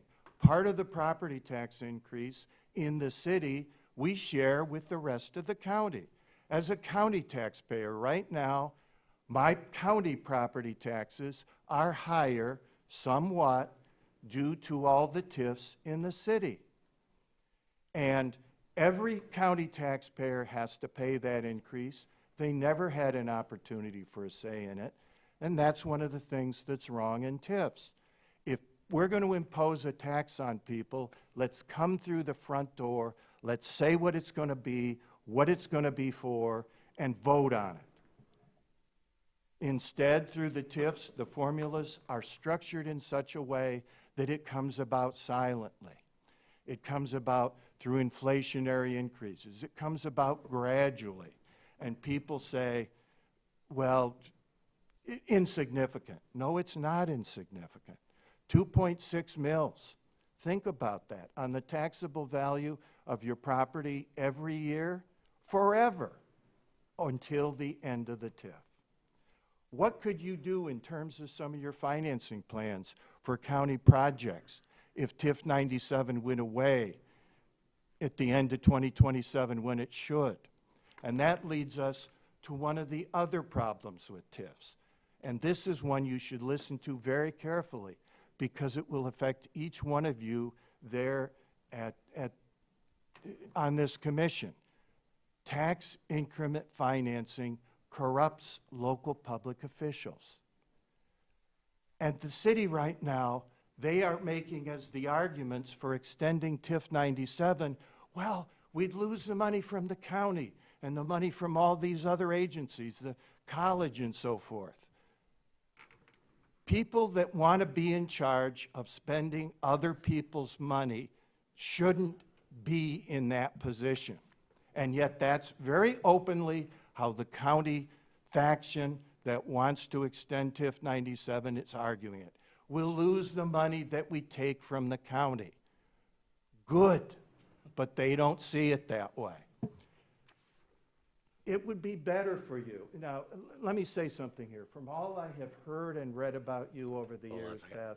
Sir, Sir, I'm yeah, going to ask please. you to just summarize real quick. Okay. Well, and direct okay. comments to the chair. There's Yeah. lots more to say. Go to our website, tctaxpayersforjustice.com. You can see our arguments as they existed at the time of the two city charter amendments. There will be more coming up. We're involved in the effort to prevent the extension of TIF 97. And you can also do something in that regard. You won't have an opportunity to opt out. The DDA wants to keep you bound by it for another 30, 25 years. We don't know how long yet. But you can be influential in that. Voters last time around wanted to know, how do these other entities that are getting their taxes taken feel about this? Well, we could tell them you passed a resolution back, 2019, I think it was. County Road Commission passed a resolution, and the library had a standing resolution, no TIFs. But if you pass a resolution now, your resolution in 2019, it attacked the issue with a feather duster. You should be more outspoken, more attuned to the times. Be protective of the tax revenue that has to pay all these bonds for these projects you're talking about. Do your responsible thing as county commissioners and pass a commission that says, we do not want to see TIF 97 extended. You can influence how city voters see this issue and help prevent the extension of TIF 97. Do go forward with the policy you've got here. Include the exclusion of inflation from captured property tax value, and also recommend to all the other boards that you can be influential with that they also opt out of new TIFs when they can. I'm going to stop you right there because now you're going back around in circles. Thank Okay, you for your thank time and your words today, sir. Anybody else for public comment? Seeing that there is none, if there's no objections, we are adjourned.